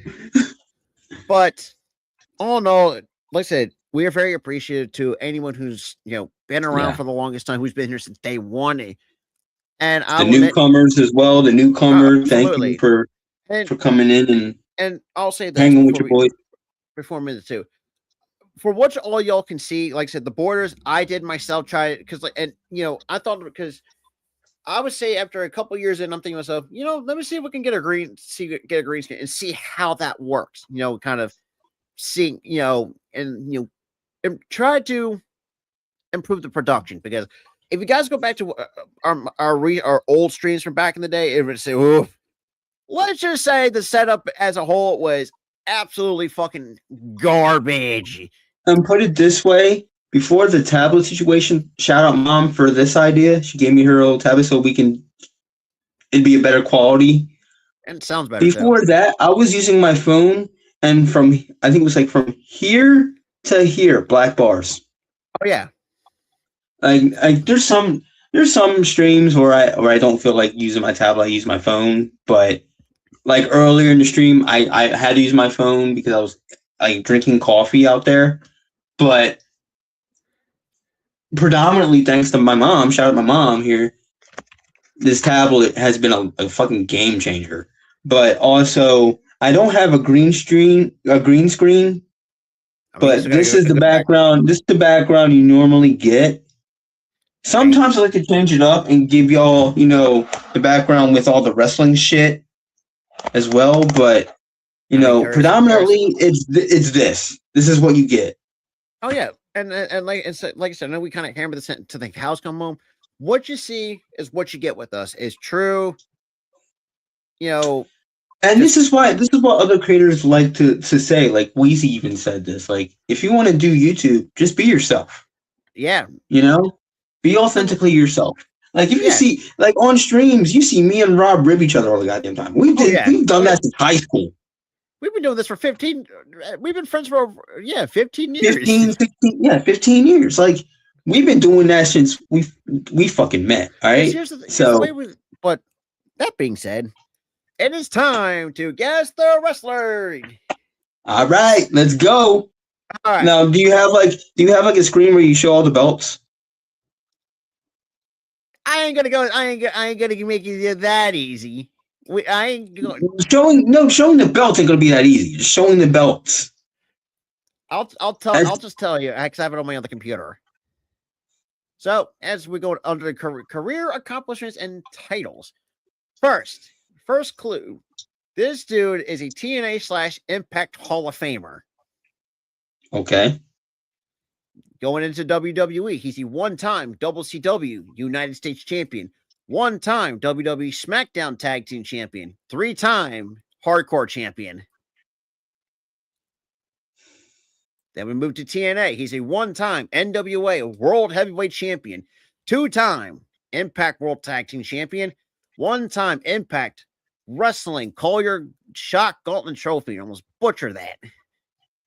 And then to ECW, we have a one-time ECW World Heavyweight Champion. I got this. You got a guess? Or you want me to keep going? I got this almost immediately. Rhino. Yeah, ding, ding, ding. Yep, I knew it. I got it almost immediately. When you said SmackDown Tag Team Champion, I'm like, this is Rhino. And the funny thing is, too, this dude has and if you look at Rhino nowadays, dude has not fucking aged in over 20 goddamn years. He made jokes about that. Too, which is funny. And it's like he look. Okay, so this is interesting because I'm looking at because I know he did. So he also did some. He did some overseas work too, which I didn't know that too. Since I answer that really quick, I'm gonna get you with mine. I have to get my phone now. I have to get my phone. Okay. Right, I have to look up accolades. Oh no, my phone's at 1%. Motherfucker, it didn't even charge. Well, I just mean we could that could be for next week. Okay. We've been on here for like what? Fucking 2 hours right now? Yeah. But yeah, that was fucking quick. I got that fucking fast. I don't even think you read off the rest of the accolades. Like if I continue to read it, I would have said if I'd said the SmackDown, I would read one-time OVW television champion and go with some of the See, other smaller. that probably the OVW stuff and the smaller stuff probably wouldn't have mattered. But the fact that I got that super fucking quick, I'm like, all right, TNA Hall of Famer. I'm like, okay, it could be anybody. Yeah, because there's a fucking ton. There's a ton that Yeah, were WWE. But then he said, but the thing that really got me and that had my brain working was SmackDown Tag Team Champion. I'm like, oh, this shit's Rhino. But yeah, like I said, we're gonna start. Damn, that's brain work. God damn. But yeah, like I said, because originally we were doing, because the one person we'll give credit to in terms of these type of segments is definitely Key, because Key brought this to our attention to kind of get anyone who's in the chat or still watching on, kind of get involved in, and have a little fun. Yeah, because we told her we were doing wrestling themes, like guess the wrestler from the theme. She's like, which was a fun idea for a little while, but then kind of got stale, so we stopped doing it. Yeah. She was like, how about you do guess the wrestler by accolades? I go, we went, okay. Not bad. And I kind of put off to the back burner for a while, and that's kind of our fault because we've been pushing this show off for weeks. It's not really our fault though, because every time we decide to do the podcast, there's some pay-per-view that's on. It's like slow down. It's because WWE like to do pay-per-views every fucking Saturday all of a sudden. But here's my thing with this new thing. I think I'm gonna make this game my bitch. It's gonna be fun. It already started. I made the first round my bitch.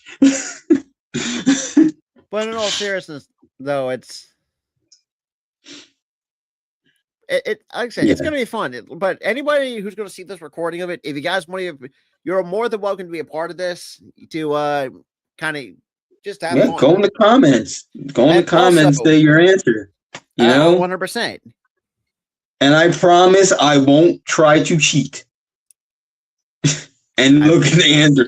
So wait for me to try to answer, and if it's stumped, I'm completely wrong. I'm out of it.